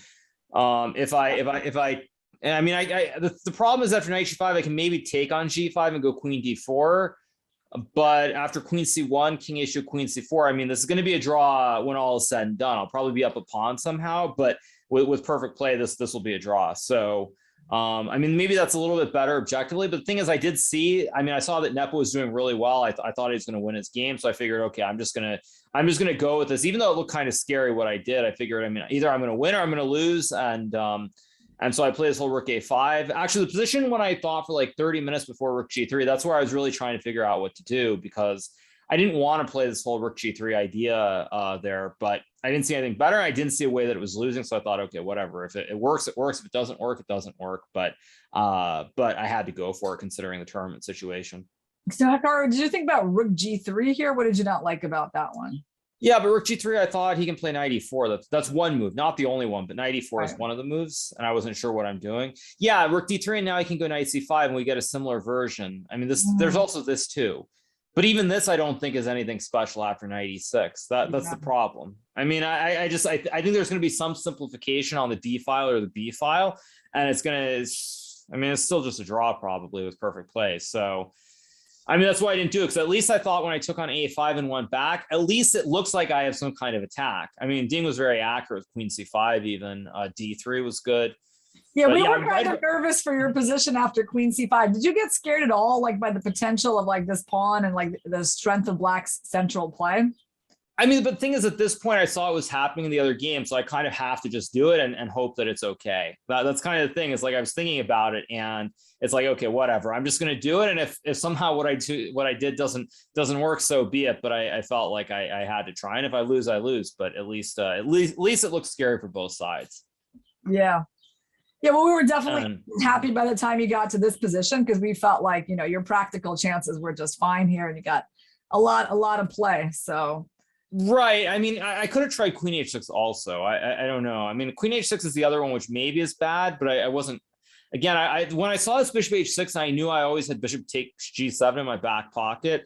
I kind of thought it had to be okay. Yeah, and you know, right here, Hikaru. We had one of your fans who was insisting that you had to checkmate in 5. Do you want to put your mind? Yeah, they were so sure that this was a checkmate, but unfortunately, it's just queen takes e5. Yeah, you saw that one. No, but I mean, it's very unlucky actually to show you a line that's very similar to this. It's very unfortunate that f4 doesn't work here, because after f4, queen c2. Yep. And if I play f5 here, it's very unfortunate that after rook takes e5, rook g7 doesn't work, because after knight g7, I mean, after knight g7, queen g5, there's rook e1 check, and then queen c3, and then if I go f6, he has queen e5 check. I mean, it's very unfortunate that this doesn't work.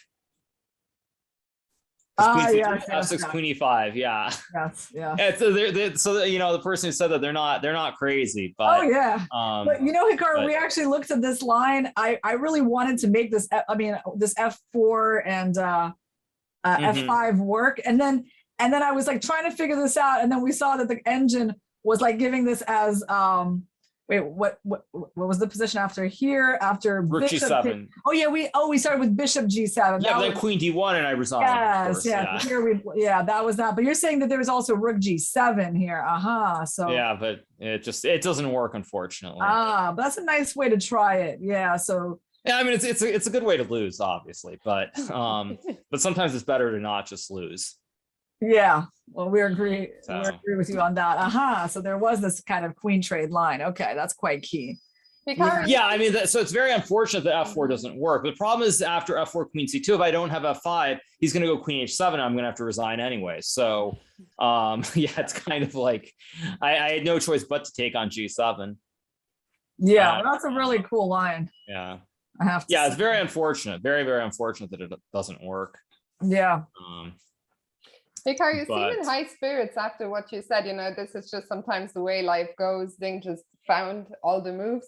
We're almost at the halfway mark of the tournament. Tomorrow is the rest day. How are you feeling? How are things in Madrid? I mean, I feel pretty good. Obviously, yesterday was disappointing, but you know, at the end of the day, you can only focus on your individual games. I mean, I assume Jan won. I'm not sure, but and I think it looked to me like Fabiano was winning as well. So you know, if those guys are just going to win their games, there's nothing I can really do about that objectively. But I feel like I've been playing pretty well. And, you know, today was just bad luck. Really, Ding played well. He found all the best moves. And if your opponent's going to find the best moves, there isn't really anything you can be unhappy about objectively. So I'm not really that disappointed by today's game. But, you know, there still are, 8 more rounds to go. Still a long way to go. So maybe I'll catch a break. Maybe someone will overpress. I mean, for example, today you see Ali Reza kind of losing his mind against Fabiano, trying really hard to get back into the running and maybe we can pull overpressing. that up for just a second. Yeah, we see the current position right here, Fiona. Yeah, I mean, maybe it's okay somehow for Ali Reza, but the thing is, like, as it gets deeper and deeper in the event, you start needing to press at certain points, and like we're seeing it today. I mean, Ali Reza, I think he's probably going to survive this game and make a draw, but again, when people start winning, there's some decisive results. The pressure starts building with both colors, and you start to see people taking more risks. And you know, you never know what can happen with 8 rounds to go. What did you say? You said who was going to survive? I think Ali Reza will probably save this game somehow. No, actually, but this isn't the current position. So if we update, maybe we got okay. One second. Yeah, we have a few more moves. So I don't think he's going to. Doesn't look like he's going to. Oh yeah, we got. Oh no. Oh wait. Oh, that's not the. Oh, never mind. I thought that was the position. Oh, if that's not the position. Yeah, sorry about that. That must have been something we were looking at. Okay. Oh well, then yeah. I mean, isn't this just game? Oh, this is just Queen D1. Queen D1, and you resign. Yeah. Oops. Okay. Yeah, I mean, you have the position with the pawns on G3 and H4, and so I'm like, okay, it's like maybe something, but yeah, this of course is just, I mean, B5 and you just resign. Yeah, okay, never mind. So yeah, I mean, but this is the thing, like Ali Reza today, very clearly he needs to get some wins. I mean, he's in an even worse situation than I am, and starts pressing really hard, and he's going to lose this game most likely, and that's what happens when things start getting very, very difficult. You have to put some points on the board. You start taking more risks, and that's what it is. But yeah, this is just over. This is just over completely. This one looks gone. I need to ask you the age-old question. Of course, tomorrow is a rest day. What are your plans?